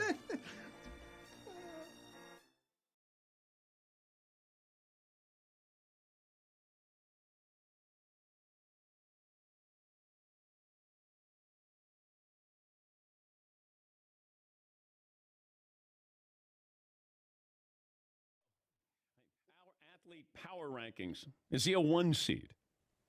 Oh, yeah. What do you? Oh, yeah. Are you kidding me? Dan, you are doing the show I've always wanted to do. Power rankings for Jimmy Butler. I mean, God bless you. Man. 1 seed. Yeah. 1A. Okay. Over anybody with the Dolphins. Anybody else come into? Anybody from the Florida Panthers? You know? Okay, you're talking about present or all time? How about current and then we could do all time. Okay, but this is what we need to do if we're going to go to, Can you put up a test pattern at least on your screen there, like something? It's just buddy, I don't have control of the technology here. This is embarrassing. It is embarrassing. You don't think I'm embarrassed right now? Or do you think that I'm filled with buoyant champion pride right now? This is why Mike Ryan left. But he hasn't left. You just can't see him because he's got his head in his hands in the dark. I can see. Well, he's going to be leaving. Yeah, I'm leaving now. Yeah, I'd get out. Get out while you can. To answer your question, this is why it's funny, the question that you just asked. Yes, Jimmy Butler is in the process of trying to wrestle away the legacy and team of the Miami Heat from Dwayne Wade gave us the greatest feeling and LeBron James gave us the greatest feeling. However, in the last two games, Caleb Martin has been their star. Caleb Martin has been their best player. Over the last few games, our Michael Jordan has been outplayed by Caleb Martin over the last half of the series. He should have been the MVP last night. Well, that's Reggie Miller's fault. He said it on the broadcast again and again. Why are you yelling? You don't even have lights on there. You don't even have the status to yell at me right now. Because Reggie Miller told us on the broadcast last night. Surprised the audio works there out of that studio. Good God. Goodness gracious. Man. Can you see me at all? No. It's a dark screen. Why am I holding these lights to my face? I can't. Making me sweat. He's been holding the phone to his face for 15 minutes. Dan, for 12 minutes you have been in the black and in the dark. You can't see me at all? No. The power is out in the building, Dan. This is great. I have no idea how we're connected to Dan Patrick, honestly. It's hot in here too. All right. Well, Sweating. now I'm here. Now you don't have any signal here coming. Oh my God, I feel bad for you. Metal Arc You've Media. fallen already. Hiring now. Yeah. Hiring now. Hopefully- As media falls apart all over the United How States. about technicians? Hiring technicians right now, a lighting director, something like that. You got to start with the basics. A good We're in foundation, Dan. A brand new studio. I'm sure it wasn't cheap, Dan. I'm sure it wasn't cheap. Oh, no. I saw the tour. I saw the tour of the studio. Looked great. Do you know how hard it is to pay rent and buy things in Miami right now? Do you know how expensive things are here? Stugotz, Greg Cody, and Dan Le Batard make up that powerhouse show, the Dan Le Batard Show with Stugotz. You know what? You're onto something. A blackout show. You know, we see audiences do it. You've done it with a show. Congratulations, Dan. I'm deeply embarrassed. Chris Whittingham's last day. When you guys make big announcements, are you one that just likes to rip the Band-Aid off or really just drag this out? Like, if you had something really important to say in this segment, would you just say it right now? Or would you, like, let's have a segment, have a little conversation, and then What do you build mean up big to it? announcements? Like what kind of big announcements? I don't know. I'm just saying if hypothetically someone wanted to announce something in here. Announce like Witty, what, if you though? wanted to announce something, would you just like, are you rip the Band-Aid off kind of guy? I think I am. I don't like to drag things out. Get right to the point. Get right to the point. But why are you guys talking about big announcements? Because I just what like is- to talk about life sometimes, and we all have big announcements to make sometimes. Right. You never and know. I just like to see. I like to go around the room, get a feel for how people like audience. How do you like? We're gonna give a little 10 seconds of silence here, so everyone in the audience can say how they handle big announcements. All right, so audience, when you have a big announcement, are you a rip the Band-Aid type, or do you slow burn? Shh.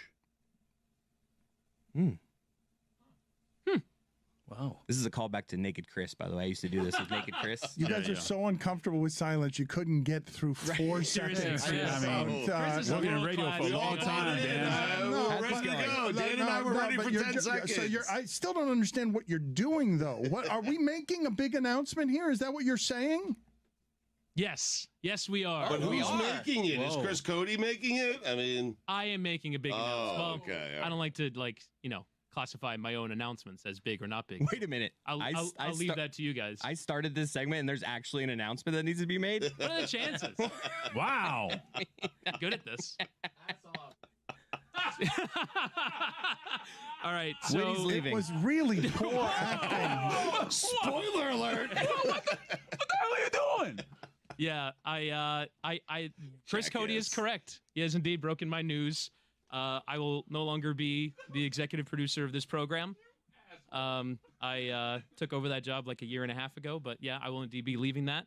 And I have decided to commit fully to my play-by-play role, which I've recently begun with Apple. And yeah, I will no longer, well, I don't want to say no longer because I'll still be around here at Meadowlark. We're working on a project that I will be a part of. But yeah, in terms of regular daily involvement on this show, that comes to a conclusion today. I'll still be around. Like I think every once in a while, I'll still kind of. They're hugging you. Did you have a different way of doing this before Chris Cody got involved? No, I didn't write anything. I was going to say it just as awkwardly. Some people would argue that you presided over the single worst era of the Le Batard Show with Stugotz. And if that is... That was Andy King, year one. Oh, no. Not Andy's fault. Not Andy's fault. No. My fault and Dan's fault. Not Andy's fault. Okay? Or Andy King. All right. So I come in. It's our fault, not Andy King's. I said it. I come in third then. That's fine. But if that's on my tombstone, at the very least, I got to say I work with you, tremendous group of people. I love you all. I will miss you all. Well, rank us. Hold on. Before we get to making this awkward and syrupy, we are very happy for you because when you started over here, you are now embarking on what is your dream job, correct? This is, and for those who do not know, we have known.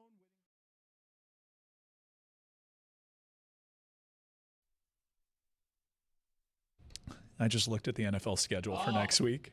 We get Rams Bucks, but that's a great game. But we also get the Chiefs in the hunt right now, presently trying to save their season against the Colts. Coming up a bye. There's a bet to be made there, Dan. The line's only 3.5. That's tiny. I want to get in that building. Yes. I want to watch that game. If you also want to get in that building or any NFL building, why don't you download the Game Time app and take the guesswork out of buying NFL tickets. Download the Game Time app, create an account, and use code Dan for $20 off your first purchase. Terms apply. Swipe, tap, ticket, go. Put it on the poll, please. A couple of things. Are you stunned that after next week, the Dolphins will have the same number of wins as the Chiefs? And does it hurt more if at the end you lose to a guy named Lutz? At Le Batard Show. Also funny yesterday was on a tush push, Mark Andrews, the immortal, lumbering 35 yards in the open field. He can scoot. He can still scoot. Dude, he can move. I expect at this age, with the beating he's taken as the Ravens career leader in touchdowns, for body parts to fall off and WD-40 to be required because things are creaking. But no, tush push fake, and he just lumbered 35 yards with the ball. I want to get to a couple of things here. The Jalen Ramsey, Jamar Chase spitting incident, Draymond Green being Draymond Green, a gambler confronting Jimmy Butler. But before we get to any of those things, the Greg Cody Show featuring Greg Cody is now out. And in it, he laments, and Chris told me he got sad in a way that made him emotional. He laments the death of the U.S. penny. Yes. It proves he'll get emotional about anything. Because he had Yeti make us, like, I don't know if Yeti did it on his own. I don't know how it came to be, but Yeti made a song about the death of the penny. Yeah. And if you watch our YouTube channel, you legitimately see my dad getting emotional. The penny costs more to make than it is worth. Yeah, almost 4 times as much. Why is that emotional for you? Because the penny is one of the foundations of Americana. I used to collect pennies when I grew up in one of those little blue folders with you'd slide a penny into the hole, and that was a big part of growing up to me, was the scent. There's a little nugget here, though, that you're leaving out. What's that? Not, you can still use the penny. Oh, it's in circulation. They're just not making new ones. Exactly. Like, you could still pay for stuff with a penny, so it's like nothing is really changing. They're like newspapers. It's the death of the penny, though. It's the death of the penny. I can still go to McDonald's and with 100 pennies, spend $1. Fine. Do you have 100 pennies? No, because nobody collects pennies anymore. All right, put it on the poll at Le Batard Show. Is the penny one of the foundations of Americana? Look, the whole idea of nobody carries change anymore. You know, walking around, everybody used to have a load in their pants. You know, you'd reach in your pocket You'd Still the reach in case. your right pocket, there'd be a handful of coins. And now Handful of nobody something. carries a coin anymore. You know what you did? And the penny is part of that. Do you know what you did? What's that? The load in the pants. Yeah. Thank you. Yes, correct. Proud Do of you- himself. Do you guys want to celebrate the penny in song? Oh, I sure do. Do we? How do you feel about Yeti's song? Oh, that's the face that you're making? All right, let's hear a song on the Greg Cody Show featuring Greg Cody. Let's hear a song that Yeti made about the death of the penny. The penny, of course, one of the foundations of Americana. Thank you. All right, that's enough. What? If you want to hear the song, it's on the Greg Cody Show that's featuring true. Greg Cody. That's a good tease by you. As long Thank as this you. intro. I do like that riff though. All right, that's enough. It's a great song. It's not a banger, right? It's a sentimental song and appropriately so. Thank you, Yeti. For feeling me. Sounds like Fountains of Wayne to me.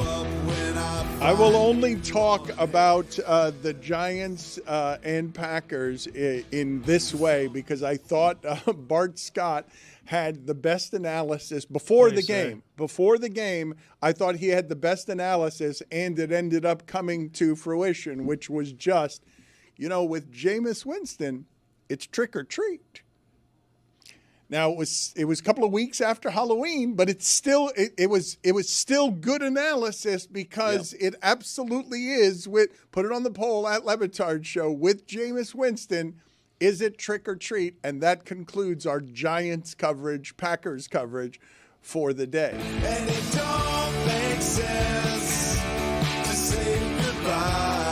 But let's talk about this spitting incident from this Steelers game. And I wasn't aware of this till yesterday. I did not know that the Steelers had a 300-pound tight end named Darnell Washington. I thought that their tight ends were Freiermuth and Jonnu Smith. Thank you, the former Dolphin. You never seen Washington? Dude, once Talk you see about a him load. once, you are locked in. Yes, well, and Aaron Rodgers is also locked in because he has eyes.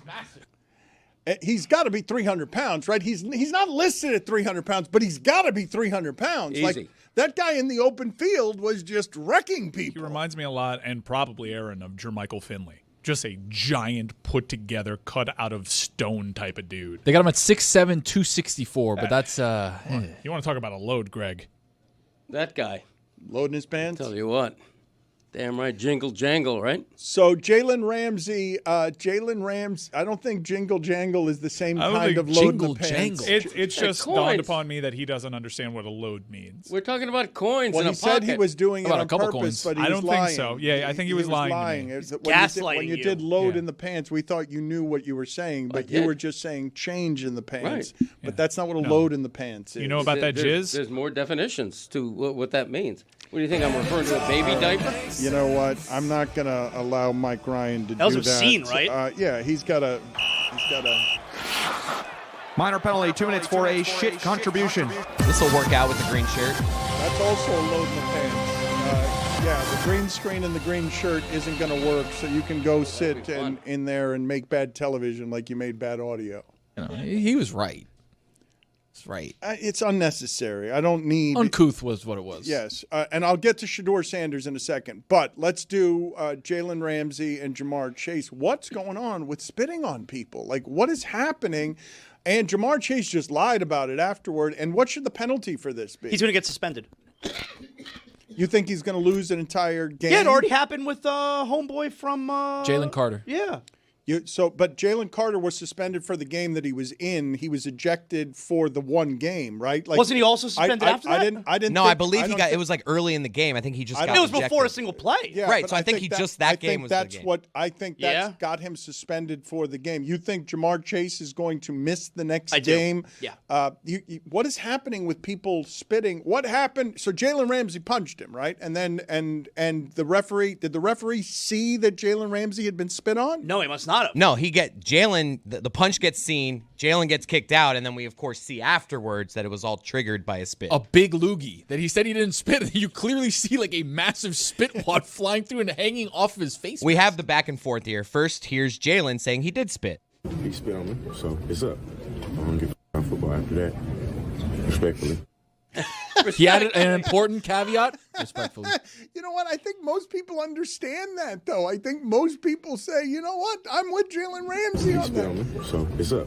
I'm going to get football after that, respectfully. Which gets the point across better, the respectfully or the quite frankly? Well, the quite frankly before Bleep You has a bit of song in it. Respectfully looks like he's just trying to dilute what he said before it. yeah. I think the quite frankly builds up, and then Bleep You is the big punctuation. And here's Jamar denying it, even though there's clear video evidence that he did spit. Just to be clear, you did not spit on him or Lindsay. That's what he's saying. I ain't spit on nobody. What a liar. Massive hawker. Maybe he was just talking crap and like spit out. Not that just amount of crap. So is- enthusiastic about what no. he's saying. Okay, but you guys are telling me, and I have not seen video or photographic proof of this, you guys are telling me that something was hanging from Jalen Ramsey's face mask. If that's the case, that's not spittle. Like, that's not, that is from the throat. If it's something that's hanging, that's like a fern that's hanging from the face mask. Look how scary Mike looks right now. Wow. That's too... He's in a graveyard. It's too big of a disrespect, and I don't understand why it is that people continue to do this, and I wonder if the penalties need to be stiffer, because if you don't want things to escalate, right? Like, I think one of the things with punishments that is preventative is the consequences have to be to avoid escalation. That's why he's going to get suspended. And when you have, like, let's say whatever you believe to be the greatest escalations in sports history, the Malice at the Palace comes to mind. It starts with you throw a beer on Ron Artest. That action creates the escalation that ends up in the biggest suspensions you see in the history of the sport. I think the suspensions have to be pretty stiff on this as a disrespect, because what can escalate after that can get a lot messier than what happened in that game. If your teammates see it, then I know that, Greg, after the game that was marred earlier this season by punches being thrown after the game that involved the Lions, you were lamenting and you were saying that that had to be big suspensions. If other players on your team see that you have a loogie hanging from your face mask and it's Jalen Ramsey who's feeling that level of disrespect that he tells you after that, he's like, football doesn't matter, my job doesn't matter, my paycheck doesn't matter, I'm on television doesn't matter, my team's in the playoff hunt doesn't matter, Aaron Rodgers last year doesn't matter, nothing matters after that. Like, it's just not something that you can have in the sport. You can't abide that level of disrespect. Suspending someone a game is something that matters in that sport when there are 17 games. But I do wonder if there are enough deterrents given the amount of spitting we've seen recently. It seems like there's not enough of a deterrent. Well, I think it's going to depend on the NFL really rethinking its whole punishment system and adding this, because right now it's the physicality that they're after. In other words, if you spit at me and I punch you, I'm more liable for punishment than you are, even though you started it. And my other question is... The ref couldn't have seen that there was spit, though. That couldn't have been seen. Otherwise, they'd both be ejected. But my other question is, what if the disrespect is spoken? What if instead of spitting at you, I say something that's I don't think really there's anything that you could say, honestly, as disrespectful as that. Put it on the poll at Le Batard Show. Is there anything anyone can say to you as disrespectful as spitting in your face? Clarification on the Jalen Carter situation. So he was suspended in the game that he was in, obviously kicked out. The NFL said, we're not going to suspend you for another following game after that. So it was literally a whole game that he was kicked out for. It was, again, one of the first plays of the game. No, it was basically before the first play.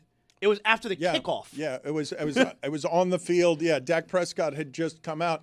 But I would say, honestly, I'm not kidding about this. I'm serious about what I'm about to say.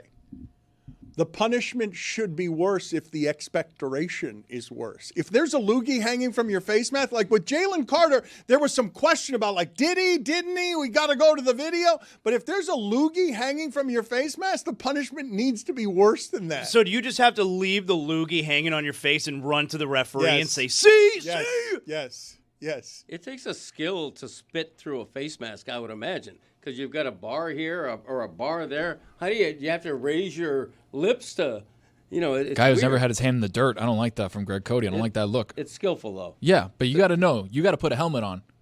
Throw a hawker out there. Just like Dan last week, not a fan of having his hand in the dirt. Greg Cody showing your ass right now. Okay, but I'm respecting the ability to spit through a face mask. I don't condone spitting, but I'm respecting the ability to accurately Sounds spit. like you're not condemning it either, though. You ever spit on someone? I have not, nor would I. Me neither. Nor would I. But if I do spit on someone, does it justify him punching me in the Yes. face? I don't think so. Respectfully. You get a You disease from being spit on. You're thinking 5 years ago. Have you seen the spit offs that they have in the East? They got rid of that. Respectfully. I'll never forget It's a big breakthrough 5 years what ago. they did to us. So 5 years ago, I really us just for the record, okay. I want you guys to now imagine Jalen Ramsey out for the rest of the season because of a disease that he got from the mouth of Jamar Chase. Yeah. Pandemic. Respectfully. You kidding me? You spit during the pandemic. They put a white suit on you. You couldn't even see through. Coughing just now is back. Jalen Ramsey out 2 weeks, spitting disease. Right. What is the disease you believe that people can get from spitting? Just out of curiosity, Probably like AIDS. what are Spitosis. all right? Respectfully. I mean, they should both be gone. You ask me. Yeah, it's my mistake. I want to ask you guys this because I don't believe that there's any circumstance under which we're talking about the third string quarterback who's a fifth-round pick on a terrible Browns team unless it's Shedeur Sanders. Like, it's legitimately not in my lifetime a story that I'm ever going to see talked about a great deal on a Monday after the weekend's games.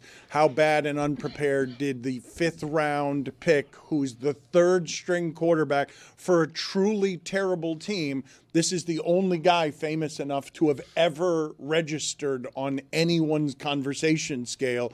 He clearly wasn't ready. The Browns obviously knew he wasn't ready. He showed yesterday why it is that they thought he was not ready, and yet I believe a lot of people will still be talking about him, even though he's an irrelevant person in the league. Can you hype up the crowd when you're running onto the field and then go 4 for 16 with an interception? That's tough. Come on. Yes, you can. it is tough. I rethought my position from a month ago where I was arguing on behalf of the Lego helmets. Romeo Dobbs, when you drop the ball that much, you can't be wearing a Lego helmet. Like, you got to catch the ball if you're wearing the Lego helmet. I'm fine with you running around wearing the Lego helmet and not dropping the ball, but if you're going to drop the ball and look ridiculous with the Lego helmet, I'm going to be embarrassed on your behalf. Am I supposed to believe, because the big story is that Shedeur Sanders was completely unprepared, and it's not his fault, it's Kevin Stefanski's fault, because apparently he has not taken a single snap with the first team since preseason. How could that be true if he goes into this game as the backup? Not a single practice snap with the first team, and he's the backup quarterback? Well, I mean, is that even reasonable to believe? Well, he was only the backup because Dylan Gabriel got a concussion. But wouldn't every week a backup get some reps with first team? He's literally a play away from playing. No, he was the backup. Yeah, he was a backup once they got rid of Joe Flacco. I think the argument for not giving Shedeur any reps as a number 2 quarterback on the depth chart is they took another quarterback in this draft class that was higher, and that quarterback needs all the snaps that he can get with the first team. And clearly, they've seen enough throughout their evaluation process that leads them to believe they have a better chance of winning with Dylan Gabriel than Shedeur. And so probably they decided no snaps for Shedeur, all the snaps for Dylan Gabriel. I mean, I'm sure that's true, but like when the Dolphins threw Quinn Ewers in there a few weeks ago, like no one was saying he hasn't had a single snap with the first team in practice since training camp, right? I don't think anybody was making excuses for him at the time. And I imagine Quinn Ewers did get some first team snaps. I would think so. But it's also given not the Tua same. thing. It's not the same situation. Tua doesn't need more practice snaps. Dylan Gabriel needs all of the practice snaps. Yeah. He's not a veteran quarterback. So just to correct things, because it's important that we get things right about all the Bears defenses, but also diseases spread through spitting. AIDS not one of them. That's right. So just to be clear, No, who said that? Double check on that. it was just double checked. There aren't a lot of diseases that can be spread through. Can find out those though if you'd like. No, but I said half jokingly, and it's true, that during the height of the pandemic, if you sneezed in public, people looked at you crazy. Ebola. Yeah. Coughing was the real thing. Coughing, Sneezing right. a little less so. I'm a professional cougher. I know that. It was tough going through the pandemic coughing, believe me. Before we get to Bill Belichick being cold in the handshake with Wake Forest after the game, after losing to Wake Forest, I do want to get to this Draymond Green story because we were just talking about Jamar Chase up and down lying, about spitting on a face mask where there was clearly a loogie. Draymond Green is also not telling the truth about whatever it is. What are the details I need to know about what he was reacting to in regards to Angel Reese? Yeah, so yesterday the Warriors were playing at the Pelicans. Boy, Pelicans are terrible, Dan. The Warriors were at the Pelicans, and Zion never plays, Dan, and they fired Willie Green, their coach. So the Warriors, that's a rundown. Everything you need to know about the Pelicans. Things are going well in New Orleans. Keep interrupting yourself. I like that as a character. A lot of parentheticals there. You know about them. So Draymond Green in the middle of the game walked over to, behind the basket, and he confronted a fan. And by the way, that fan is tall. They were nose to nose, all right? And Draymond Green and the fan are having a back and forth, and then eventually they get split up, and the fan got warned, don't do it again. And so it turned out what happened was Draymond Green was then asked after the game about the incident. I believe we have the video. So here was Draymond Green's explanation as to what made him confront the fan. What happened in the second quarter with that fan? He just kept calling me a woman. It was a good joke at first, but you can't keep calling me a woman. Run on away. Can't keep calling me a woman. So, he got quiet though, so it was fine. Yeah, he just kept calling me a woman's name. I am not. Official came over. Were you guys discussing? Yeah, he just told me.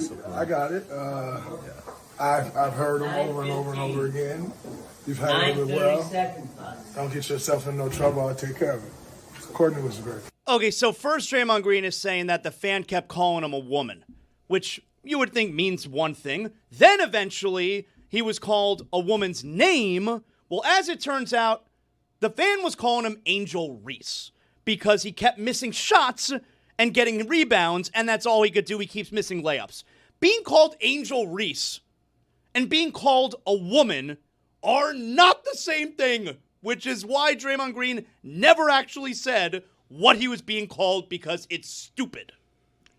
He was offended because he kept missing shots and grabbing his own rebounds the way that Dan, and the way that Angel Reese does. So the fan was complimenting him by calling player, him a Angel great Reese. offensive rebounder is what the fan meant in that situation. He was being called a woman. Thank you. Well, come on. There used to be a saying, I don't want to be the old guy. All right, I don't like where this is going. We don't want to do this. I like where this is headed. No. This Go is not something he'll regret. Come on. The saying used to be sticks and stones Okay. will break my bones, All right, but words will never hurt me. I didn't know where that When was. somebody- That's a good one, somebody actually. calls me a woman or calls me Angel Reese, what am I supposed to do? Get all macho and punch the guy? Come on. I need your support. You take an insult like a man and move on. You know the actual saying, sticks and stones? Like a man. Or like a woman, as the case may be. Say the saying that you're talking about. What saying? What do you mean? Sticks and stones? Will break my bones, but words will never hurt I didn't me. know. I thought maybe you'd screw it up after saying it's a great saying. I grew up with that saying. We used to always say it. Back when the penny mattered. Yes. The U.S. cent. Bring it back, Jack. Let's go. He was not the only Warrior who was. I'm not going to say. Was this a confrontation? Was Jimmy Butler? What happened here? What happened with Jimmy Butler and a gambler? Before we get to this Bill Belichick moment, Jimmy Butler. The Warriors beat the Spurs twice with Steph Curry going crazy. With Steph Curry, He's going, so good right now. Oh my God. I think he might be my MVP right now. Really? He might be my MVP of the day. Really? Yeah. Whoa. He's playing that well right now. He's wearing Nikes. Wearing Kobe's. He's a you- sneaker free agent, by the way, Dan. Did you know Did that? you guys hear what Greg Cody said when MVP talk came up? He just muttered under his breath, "Norman Powell." Yeah, I heard this right. He's right. All right, Yeah. let's hear and watch Jimmy Butler in the street having an interaction with a gambler. I'm sure athletes love being in the street and hearing from gamblers or fantasy players on how they ruined everything. Green apple looking at, stupid big ass Tim's on. Jimmy Butler, man, he don't give a you in that city. Look at him. Mo Prime, look at that. Yeah. Bro, I put 3,000 to win 30. Why you ain't have 30 perks? Jimmy Butler, why you did not have a 30 perks? You were supposed to go over, You work for Vegas. You work for Vegas. Seems reckless. That's a fair question. No, it isn't. Green apple looking at is a good one. We're no Timberlands. You can't talk to people like that, man. Who do you think you are? Hey, keep doing the impression. I like it. Who do you? Yes, keep using that voice. That's great. For those of you who cannot see this, Jimmy Butler is wearing what is the color? It's somewhere between Green yellow, apple. Yellow and lime. Is it green apple? Like a pale green. All right, It's garish. it's not. It's very colorful. I guess. Yeah. It's a highlighter. It's a yellow highlighter after you've gone over black pen just one time. Yeah. So Okay. it's just slightly darker than the yellow highlighter. It's got a little vomit quality to it. I like how Jimmy, he wasn't necessarily offended by the things the guy was saying. It's that, can't you see I'm on the phone? Yeah. This is admirable restraint from Jimmy Butler. You really shouldn't talk to people like this. 100%. You should not do this. Play the whole thing. Jimmy Butler, man, he don't give a you in that city. Look at him. Mo Prime, look at that. Yeah. Bro, I put 3,000 to win 30. Why you ain't have 30 perks? Jimmy Butler, why you did not have a 30 perks? You were supposed to go over, You work for Vegas. You work for Vegas. It's crazy. Would you That's guys? funny. Would you guys? If Jimmy Butler reached into that man's car and slapped him, if Jimmy Butler reached into the car and slapped him, most athletes know better than this. Know they're being provoked. Know that a lawsuit can come from the video. Know that this person can be videoing them in order to get the provocation response. But if he had slapped him, would you guys have the similar reaction that you did to Jalen Ramsey when he's like, "Yeah, I understand why it is that he punched Jamar Chase." I think it relates to our earlier conversation. If Jimmy Butler reaches through that window and punches that man, Jimmy Butler gets suspended by the NBA. This probably. feels a little more playful than a spit. That guy sucks. No, you can't. That feels playful to you when he calls him a bitch ass? Like that feels playful to you. No, it's rude. It's rude. Because you guys cut that off on the second part. Like that's the one that was like once it got to there, one more time, because if someone talks to me this way, I'm not taking it as playful. I'm not receiving this. What are you doing? I'm not receiving this as playful is what I'm telling you. Green apple looking at, stupid big ass Tim's on. Jimmy Butler, man, he don't give a you in that city. Look at him. Mo Prime, look at that. Yeah. Bro, I put 3,000 to win 30. Why you ain't have 30 perks? Jimmy Butler, why you did not have a 30 perks? You were supposed to go over, You work for Vegas. You work for Vegas. Green apple looking at. Without the profanity, why didn't you go over 30 points? A fair question. Well, the way he said points was funny. Pernt. Mo Prime, look at that. Yeah. Bad bet though. $3,000 on Jimmy over 30. I don't like that. Isn't over 30 always a dangerous bet? Maybe he may have been getting odds. Not in today's NBA. Marketing will give you 47 every night. It's good. It was to win 30. He said so. It must have paid really good. You odds. work for Vegas is crazy. What is propane looking ass? Like what? You know when you see it. What? No, I don't know. What is that? Is he alleging that the color of the outfit is propane Mo colored? Prime, look at that. Yeah. Play it again. Mo Prime, look at that. See, it's not propane. The text said propane. It's I not thought it was propane. propane too. It's something else. Moped looking ass. Moped looking? One more time. Moped looking ass. Moped? Totally comfortable with this. Good stuff. Yes. Jimmy doesn't seem very amused.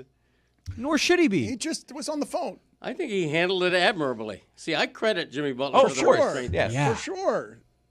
These guys are used to it, but it is dehumanizing in a way that's super strange. Like, I don't know how it is or why it is. Well, I kind of do, actually. Why it is people are that comfortable being that disrespectful. I think athletes are more and more comfortable with living with the gambling and the fantasy element of what they do for a living. Quick example, A.J. Brown, who spent the entire season complaining that the Eagles aren't throwing him the ball enough, was quoted the other day as saying, I wouldn't have me on my fantasy team. I'm not getting the ball enough. Nobody should have me on their fantasy team. If I could be for real for a moment, that's a scary situation. If you're Jimmy Butler walking down the street, a dude pulls up on you in the car. You don't know what he has. I would argue that this guy did not cross the line, but I'm with you that you don't know. There is nobody that is comfortable with anybody driving up to them, screaming at You them. don't know think what is happening. Wait a minute. That's fair. The only reason you don't think he crossed the line is because you too think that you're entitled with gambling, fantasy, or whatever to be mad at an athlete because he cost you money. That crosses the line. Like that's absolutely. You don't talk to for me. another- Like if the scale is 0, like if 10 is, I'm legitimately fearful that I'm about to be attacked. If that's a 10. To me, this is like a 6 or a 7. You can't call him a bitch ass, and you can't do that. Like harassed in public. But he's saying it like I get it. Like, but he's not. Like, I don't hear this guy's tone and being like, "Oh my God, this guy's." I'm with you. I don't know where the line is either. I'm Dude, not saying. Let's It's have not a where you car think roll it up. is. Let's have a car roll up on you and say, "Hey, Chris Cody," in that tone. Like, I mean, you'll be looking I've for a been way heckled out. walking to my car before. That's not like I don't think like You he's cost me angry. money, you Like, work hey, for hey, Vegas. He's calling him a B word. Like I mean, you don't know what he has. I think it's a fine line here. I think that Jimmy Butler absolutely is being insulted. I don't think he's being threatened. It seems like It's not a fine line. Don't talk to people that way. That's not a fine line. But this is pretty cut and dry. Like this should not be happening. No, I'm not saying that you should be like cowering in fear, but I also think that like to have someone drive up, roll down their window, and start yelling at you, no matter what the context. By the way, on the phone, right? So he doesn't know at first what this guy is yelling at him. That's not. And by the way, even given what he is yelling at him, not okay. You should not be approaching people saying you work for Vegas. Like that's not how this works. The "you work for Vegas" was the least offensive thing he said. No, but it's the playing around. It's the bitch ass. Like he's being playful. Like there's no point there where Jimmy thinks this How guy's do you getting know? out. And I'm with you. You That's can't see where his face. You That's have no why idea. this is. I'm with you that this is not a good thing because someone might go past the line. You're just I assuming think that based this off guy tone. was like close to the line, but on like the playful side. Man. But I'm with you that Chris, I don't know. Chris, It's a I don't slippery know, slope. dude. He's criticizing both his appearance, Yep. his choice in shoes, A funny joke. accusing him of fixing games, and calling him a bitch ass. Where do you think the line is? I think the line is getting out of the car and being physically threatening. Guys, he started with green apple looking at. Thank We're you. We're Like, fine. you We're guys are fine, like- guys. We're fine. You guys I'm are a little with you. sensitive on this. It could have escalated, and it is a Big slippery Tim's slope. looking ass. Wait, is this in San Francisco? Fentanyl capital of the world. Not It is. Big Tim's. It was stupid ass Tim's. It was Big stupid ass Tim's. Funny. It's just a funny bird. I can't believe we're debating it. Were they big, stupid ass Tims? Yeah. Did he look like a green apple? Propane tank? I thought Jimmy handled that exceptionally well. Perfectly. Me too. You Good for guys Jimmy. have a different. So you guys think that guy have should a be different arrested? line? To me, it's Yes, just like a. yes, shot in the street, Chris. Yes, that's what I think. You literally I think- just said that he yes. went way past the No, line. Chris. Okay, like Arrested, Chris. Arrested. Like there are So no. it's not a there are crime no, what he so did. there are no detours. Wait a minute. So your line is crime. Commit a crime against No, Jimmy you Butler. guys are the ones freaking out over this, and I'm asking you, I'm like, not- what should I'm- they call I'm the not cops? freak- Like what? I'm not freaking out. I'm saying that's wildly disrespectful to do to somebody you don't know. It's disrespectful. What should Jimmy Butler have done? What would you What have he done? did. Exactly what he did. Exactly. But that's calling on the athlete to show vastly better behavior as the victim of this than it is of the fan, which I'm not surprised. When I say, oh, I'm not surprised why this happens, yes, more and more, because you're in fantasy leagues with these players and because they cost you money, more and more fans, the customer, feels more and more entitled to dehumanize the athlete. But that is not a person you talk to that way. You heard Draymond Green say while he was talking, you heard him say, it was fine, I handled it. As soon as I confronted him face to face, that stopped. Everything stopped because that's not something that you do to Jimmy Butler unless you're trying to provoke some sort of response. Like if Jimmy Butler does slap you in the face, you were looking for it by talking to him that way. Right, but who gets in trouble?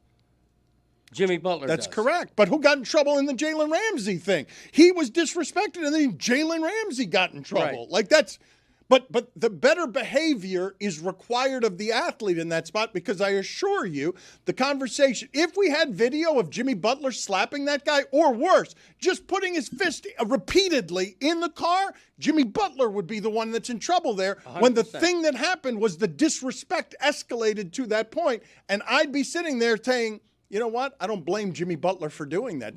Don't talk to Jimmy Butler that way if you don't know Jimmy Butler and he doesn't know you're being playful. And also the responsibility is on the athlete. They know they have more to lose than a guy who's going to pull up on the street and make a joke about you looking like a green apple or wearing stupid-ass Timbs. Like, you know that going into it, hey, I make millions of dollars a year. This, like, I can't do anything. If Jimmy Butler leans into that car window and starts yelling back at that guy, the escalation is on Jimmy Butler. He's the athlete who needs to take the high road there. I give him all the credit in the world for the way he handled that. Jimmy Butler, why you did not have a 30 perks? You were supposed to go over. You work for Vegas. You work for Vegas.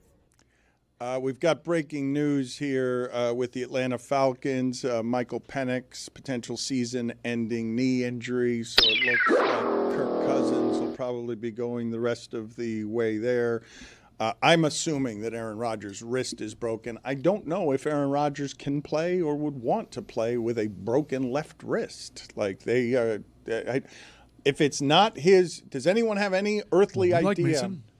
Any earthly idea whether or not he could play with a broken left wrist, given that it's not really, I don't know whether you can hold a snap. Can you even take a snap without fumbling if you've got a cast on your left hand? I would think that's going to remove him from the game. Generally, when a right-handed quarterback has the opposite arm injury, whether it's a shoulder or anything like that, they're out. I mean, it wouldn't be a cast. Tape it up. I think he probably plays. Yeah, but you got to take a snap though. You're in shotgun. It's not like the ball's going to be, pushed into your hands. Yeah. You're like, but he's not in shotgun all the time, though. Like, he's got to go under center with their offense. He's got to go under center. But the thing is, it's not even that. It's just the act of football. All right, I'm fine. I throw the ball, I get tackled, and then I land on my wrist like the way I broke it the first time. It's just going to us trying to break down this wrist injury is one of this last 30 seconds. I did good analysis. Yeah. Greg. Like that. Zaslow, soda drinker body, 90-year-old man, and a guy that that's taken a snap before. Imaginary football. When you started talking about the wrist, Tony mimed a hut to all right, let me text. Yeah, because I was saying, all right, you go right. As a right-handed quarterback, you go right over left right here. We are the worst. I don't know. Dan, I don't know. Boom, I'm up here. I don't know. It seems like it hurts. Neither do I. But do you know how hard... This guy's a green apple looking at. What are you talking about? Zaz says he might play. Do you know how hard it is for us as a show to be worse than we were with Chris Cody saying, I don't think that's close to the line. You guys are okay. I mean, I think you guys are off on this one. This guy getting heckled, by the way? Come on, give me a break. Frauds multiple times. Sticks and stones, baby. Yo, chicken thigh. You're not heckled after complete fraud full of shit. Across the streets. Ask Carl. Carl's seen it. Nobody heckle you. They call you a big-faced, red-faced, bitch-ass motherfucker. Big-ass Timbs.